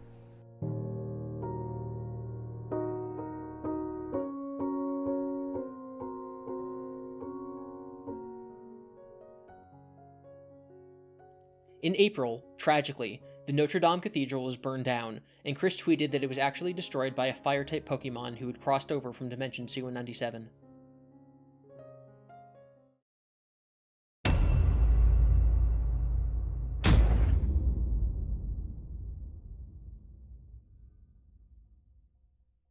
Late the previous year, in 2018, an autistic gay man from California named Jacob Sockness had found Chris through Geno Samuel's comprehensive Chris Chan documentary and had fallen in love. Jacob is his own can of worms, believing himself to be a prophet from an alien empire in another galaxy, thinking that he can receive visions from the god of the universe, Jacoba, and that he will personally oversee the destruction of the sinners on Earth. In July, Chris made it clear that he wished to go to BronyCon, but couldn't afford it, and one of his fans suggested asking Jacob Sockness to donate money to him. This put Chris and Jacob on speaking terms, and Jacob would spend the next few years of his life gaslighting Chris in an attempt to sleep with him. In September, Jacob, on his own cult subreddit, posted a supposed dialogue he had with the real Magichan, and stated that he and Chris must get married and have sex in order for the merge to happen. Because Chris believes that Magichan is real, he believed Jacob. Thankfully, Jacob lives in California and Chris in Virginia, and neither had any way of traveling to meet the other. Chris then spent the next few weeks pretending he swapped bodies with Magichan. He made several videos where Magichan possessed his body, while he, Chris, traveled around the country in a Sonichu body and visited all of his internet friends, including Jacob. You could definitely tell that it is I as opposed to Christine. Not only in the vocal tones, but also my behavioral patterns. This imaginary trip to Jacob's house further convinced Chris that Jacob was to be trusted, and so he invited Jacob to come visit his house. Jacob purchased a train ticket from California to Virginia and planned to visit Chris and squat in the house until Barb died. One of Chris's friends, MKR, teamed up with some other Kiwi Farms users and hopped in a Discord call with Jacob, pretending to be friends with him. They got him drunk and recorded their conversation, allowing Jacob to put his own foot in his mouth and say things about how much Chris probably smelled and how he wanted Barb to die. Jacob also said he believed that he had murdered homeless people with his demon powers, and talked about how much he hated the world. The Kiwi Farms members leaked this audio to a YouTube Christorian named Gibby. Hey, that's me! And I posted the audio on my channel. So how long were you going to stay with Chris? I was just going to stay with her for a few months. I would live with her, but I really doubt I'll be able to handle the smell of the house, because I do have a blanket. And that box smelled up the entire office that my manager had. And I opened up in my room, let the thing air out. It was like, you smell of diabetes. Somebody there has got severe diabetes. And I'm pretty sure it's Chris if she's drinking that many Fantas. Can you tell me more about the rituals, the sacrifice that you have to make? Would you actually kill someone for Chris to perform the ritual? I've actually killed dozens of homeless people via sending a demon out there to make them overdose. So probably 30, 40 people have died because of her. Directly, where I named them and told them, like, yes, demon, here's your marks. It's these people outside my building. Kill them. They are sacrifices for you, specifically for her. Chris saw this video and, with MKR's insistence, broke off his relationship with Jacob. In October, YouTuber Ben Saint used Chris's My Little Pony OC in a comic he was writing, and Chris grew angry at this depiction and demanded $300 in royalties, not grasping the irony of demanding royalties for fanfiction. Jacob stopped his tantrum long enough to get back on Chris's good side, and started separating him from his other friends, convincing him that Noel, the operator of the Kiwi Farms, was bad. He also began a slander campaign against MKR and myself in order to isolate Chris further and poison the well about everyone else who might negatively impact Chris's perception of Jacob. In late November, after many people told Chris that they were worried about what Jacob was doing, Chris tweeted that he would never be in a relationship with Jacob, and that Jacob was not needed for the dimensional merge. Chris believed that Jacob's god, Jacoba, had been defeated by a My Little Pony character, and thus Jacob had outlived his usefulness. Jacob threw another tantrum and demanded that Chris scrub all mentions of his characters from the Sonichu comics and from his handmade Sonichu trading card game. Chris responded that Jacob didn't own real people and that all of Jacob's characters were real because it was a religion. On December 7th, 2019, Chris became aware of YouTuber Project SNT and her redesigns of some of his Sonichu characters. This greatly upset him, as her drawings were wrong, and he expressed his displeasure by tweeting out nonsense on Twitter to show how it was negatively impacting his mental health. And I do mean nonsense. He tweeted with purposefully bad grammar, mimicking the speaking style of Yoda, and included garbled letter jumbles as if he was stammering. This drama brought 2019 to a close.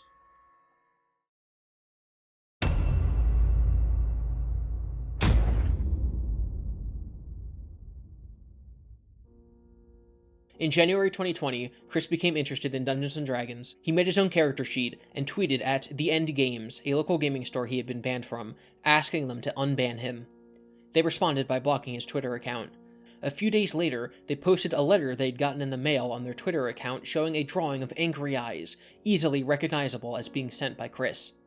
In February, Sonichu was mentioned in an interview of the star of the Sonic the Hedgehog movie, James Marsden. James had never heard of Sonichu. Sonichu is one of the hidden characters you can unlock in Sonic Forces. What is it, Sonichu? Sonichu. Correct. True. It's actually false. Oh, I know. I was going to say false. Chris then not only forgave SNT for her redesigns of his characters, but then started to try to befriend her, so he read a fanfic called SNT vs. Sonichu, which was very critical of Chris, and corrected it. Ever since being banned from Chris's house, Jacob Sockness had eagerly been awaiting BabsCon 2020, a My Little Pony convention held near his home. Chris was planning on traveling there, and Jacob wanted to meet up and invite him to stay with him. In March, BabsCon was cancelled due to the coronavirus pandemic, and Jacob threw another tantrum about not being able to meet Chris, and Chris threw a tantrum about not being able to go to the convention. On April 15th, Chris announced that he had body swapped with Sonichu, just as he had done with Magichan a year prior. He did this likely so he could escape his quarantine lifestyle, or perhaps so he didn't have to deal with his mortality. Chris claimed that he, the real Chris, was on a quest to uncancel BabsCon by going back in time and preventing COVID-19, and that Sonichu was just holding down the fort by taking care of Barb. On April 19th, a local troll invited Sonichu on a live stream, along with a local musician in an attempt to make the musician uncomfortable by Chris's awkwardness. Chris did not realize what was happening. Many people assume that this troll is the same as the one who wore the mask and gown in the poem video, although that is unconfirmed.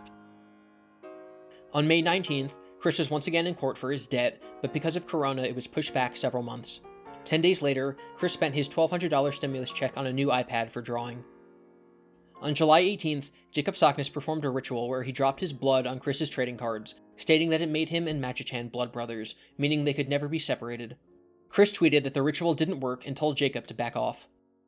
Around this time, Chris was playing a lot of Dungeons & Dragons with a local group, and was sharing his lore with his new DM, who kept asking Chris to loan him money. He was eventually scared off by the Kiwi Farms. On August 6th, Chris released a video will, stating that upon his death his belongings would go to MKR. MKR stated that this was not some morbid attempt by her to obtain his mountain of hoarded collectibles, but instead was part of Chris's process in dealing with his own mortality, as he feared the coronavirus. I wish to hereby bequeath all of the remaining possessions between mine and Mama's that are in this household, within the area of this temple. I will relinquish all that to Megan Kathleen Ringo, who lives in the state of Washington. So she'll have to be sure to come over to help sort things out, and if she feels like it, she can move in and help as well, but that's a whole nother thing. In October, Chris accidentally broke his Sonichu medallion, and while out getting it fixed, he met some local youth who decided they wanted to help him. They formed a group and called themselves the Praetors, and wanted to help Chris monetize his fame. They had previously tried to do this with other lolcows in the past, but had been unsuccessful. With Chris's permission, but not his involvement, they created their own Sonichu medallions, and within a few weeks had made several $1,000s. In November, Chris cast his vote for Lisa Simpson for president, believing an old joke from The Simpsons to be true. He thought that Lisa Simpson would actually succeed Donald Trump. In December, a modder made a Sonichu mod for a fan game called Sonic World DX. Chris stole and edited the model to his desire, which caused him to face backlash from the community, and he was banned from their Discord. By the end of 2020, Chris was still possessed by Sonichu, insisting that the real Chris would turn back time so he could go to BabsCon. I deeply apologize for not having the correct colors on my striped shirt. This is the only striped shirt that I own, so I figured it would be appropriate to wear. I started writing this video in April of 2020, and I finished it in January of 2021. Around that time, I started working on it in the background of all of the other videos I was making. Between every weekly update and Pikachu reading and every other thing that I did, I was working on this in the background. Around that time, I started teasing it at the end of my videos, saying that soon there would be a big Chris Chan video coming out. And I had no idea that it would take over 5 months. Today, as I'm recording this, is June 1st. So, I guess all that to say that there's some catching up to do. From the end of my original script till today, there's 5 months of additional information that I'm going to have to jump into right now. So, I now present the final section of the history part of my Chris Chan video, where we look at the events of the first half of 2021. Enjoy.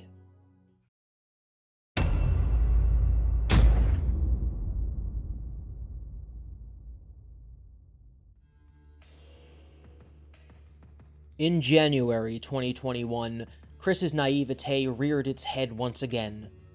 A man using the pseudonym Larry Vaughn convinced Chris to send sexually explicit messages to various Twitter users. Why Chris believed that this would be a good idea is anyone's guess, but after MKR and the other Watchmen convinced him to cut ties with Larry, Chris stated that he knew Larry had been a troll from the beginning, and that he was only going along with the scheme on purpose. There is no indication that this is true. Noel, the head of the Kiwi Farms, decided that he wanted to commemorate Chris in a silver bullion coin, so he got Chris to take a photo of himself to use as the coin's head. This greatly upset a Twitter A-log named Abby, who will tell anybody who will listen that Chris sent images of his penis to her underage friend. There is no evidence of this happening, and Abby's now deleted Twitter accounts do not aid in her defense of her trollish ways, as they are exclusively full of anti-Chris sentiment. In February, the Praters, while joking around on a call, discussed tasering Chris. They wanted to sell tasers on their Chris Chan web store and figured that they could get some publicity by tasering him. Chris, who was also in the call, said that he would be totally up for it. After all, he is half Sonichu, and so the taser would not affect him. This made the Kiwi Farms, the Watchmen, and the wider Chris community very concerned. As of now, nothing of the sort has happened. A follower of Chris's story contacted Chris later in February, claiming to be a psychic. He was tired of Chris's Sonichu delusion and wanted to get the real Chris back. Chris had been claiming for a long time that he was able to see and almost touch his fictional spouses, and that they would be fully corporeal after the dimensional merge. But until then, he still desired a human woman to be intimate with. This follower told Chris that he foresaw Chris getting a girlfriend in the future, but only if he and Sonichu swapped their bodies back. The day after his 39th birthday, Chris returned from CWCville, and his first order of business was to complain about the new Netflix reboot of My Little Pony. On April Fool's Day, Gino Samuel changed the thumbnails and titles of all of his Chris Chan videos to reference Donald Trump, which greatly annoyed Chris. Despite still being in debt and awaiting court dates for said debt, Chris spent his stimulus on a subscription box for crystals. He and Barb also got vaccinated against COVID-19. In May, a book was published on Amazon, juxtaposing the lives of Andy Warhol and Chris Chan. I was actually in contact with the author during its creation, and I helped edit it before it was published. Never did I imagine that Chris would purchase a copy and read it, but he did just that, and since has been sending messages to the author commending him on a job well done, and correcting him on small errors. As of the recording of this video, that is the most recent thing that Chris has done of note.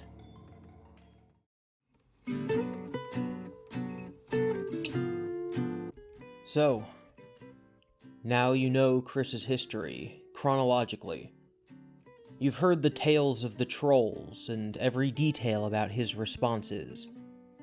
But still, you undoubtedly have questions, like, why do I care? Why do 30,000 people watch my videos weekly? Why are over 100,000 people subscribed to Gino Samuel? Why is there an encyclopedia dedicated to this one person? The best that I can tell, the intrigue on Chris began with a simple question. Is he for real? Chris posted Sonichu on the internet on purpose, to be read, to be enjoyed by the masses, and he walked around his town advertising it and making a fool of himself. And the people who stumbled upon him asked the question, Is this really the marker drawings of a madman? Or is this some sort of cruel joke? So they dug into Chris's life, and they found what little details were available, and started to paint a picture of Chris that grew ever more clear as time went on. Sonichu is almost incomprehensible without a deep understanding of Chris's real life, and all of the ancillary material that he's released about his hedgehog Pokemon. Documenting Chris stopped being about determining whether Chris was real, and became a group effort to make sense of one of the most avant-garde pieces of media ever made. And then, of course, Chris found his fans, and his anger took hold of him, and he lashed out, and his naivete prevented him from understanding who was being genuine and who wasn't. Chris has said that he feels like he was downtrodden during his childhood, as an unwilling participant in America's favorite game, Kick the Autistic. Fittingly, this is exactly what his adult years actually were like. Groups of people took turns to poke and prod him to see what he would do. From the devilish Blue Spike to the brilliant Liquid Chris, they were all equally as guilty at making fun of someone who didn't know any better. But then things changed. I don't personally believe that the people who once mocked Chris became regretful.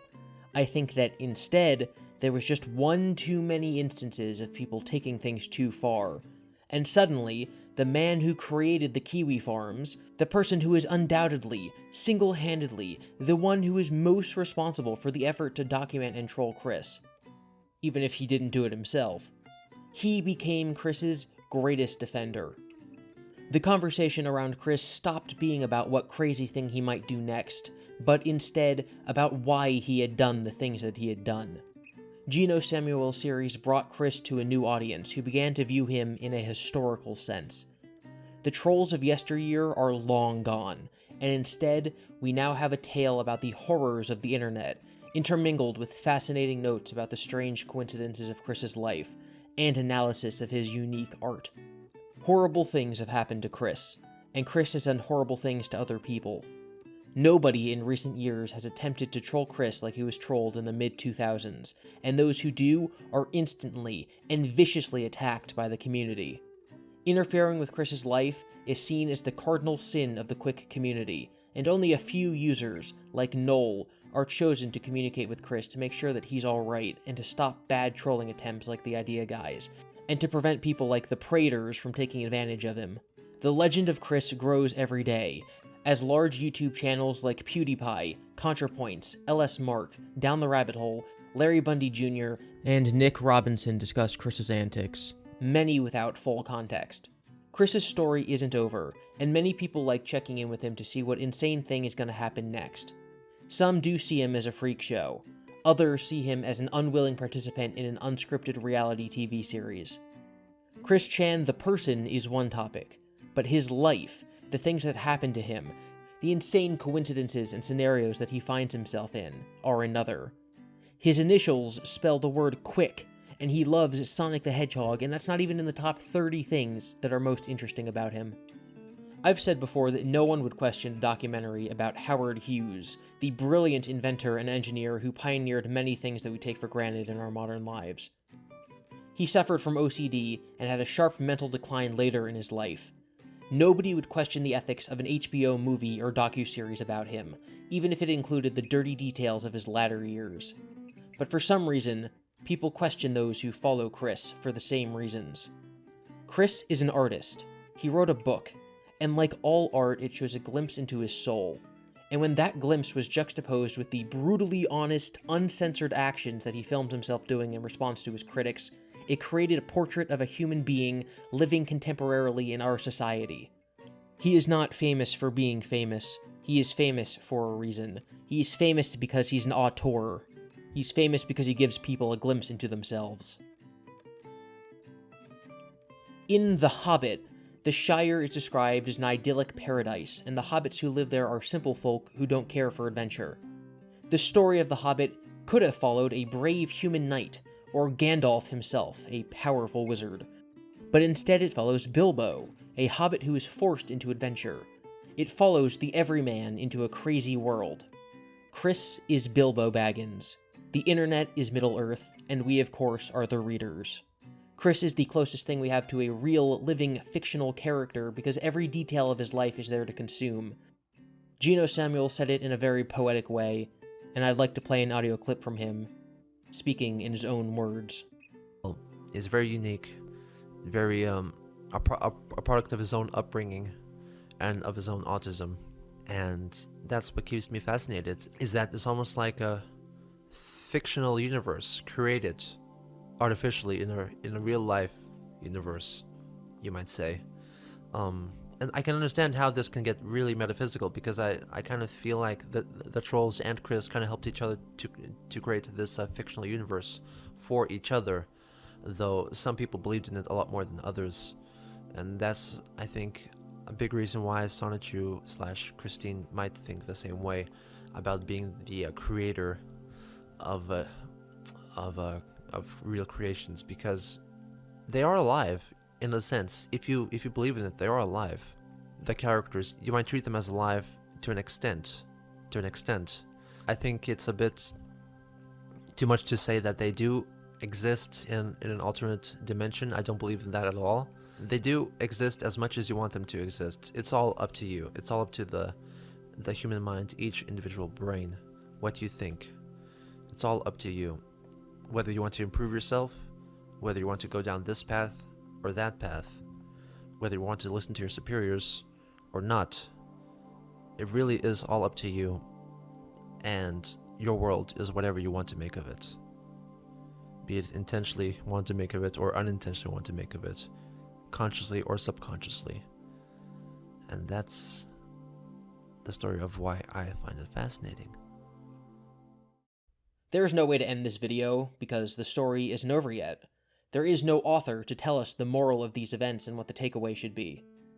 Chris's life is messy, and even when it's laid out before us to one day analyze over and over, I don't think there ever will be an answer to what it means, because that's not how life works. Expecting an answer like that is almost an insane proposition. But just like with ethics, utopia, the will of God, the definition of love, and the meaning of life, we seek that answer anyway.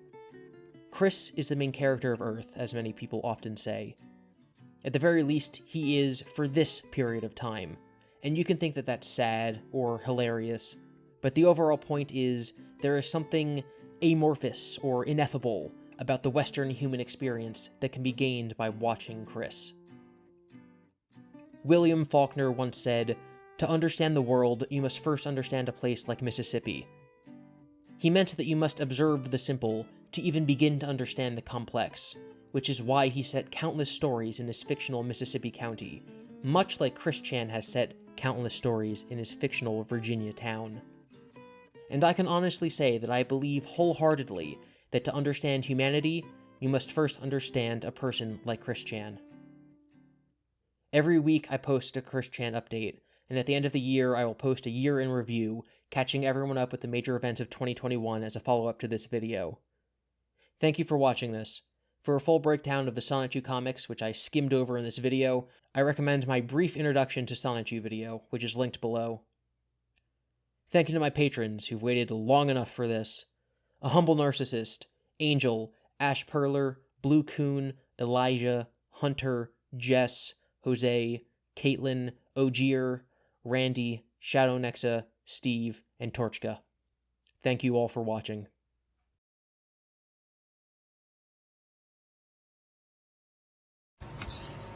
Hello, my name is Christian Weston Chandler from Rutgers, Virginia. It has come to my attention that I have a lot more fans of my electric hedgehog Pokemon Sonichu than I had originally thought. And I thank each and every one of you for your support. And I will draw more comics when I get some positive inspiration or when I feel like it. After all, everybody has a life, so do I. I have a life. Anyway, it has also come to my attention that I have a lot of people who may have picked up on the wrong theories of my person. I will not quote any hate sites, but I would like to humbly apologize for appearing to be some kind of sleaze, troll, badass, or whatever adjectives, good or explicit, you may feel about me. Please understand, I am a 25-year-old high-functioning autistic male. with a simple, peaceful dream of becoming a father of a sweet little pretty girl who I will dub the name Crystal Weston Chandler.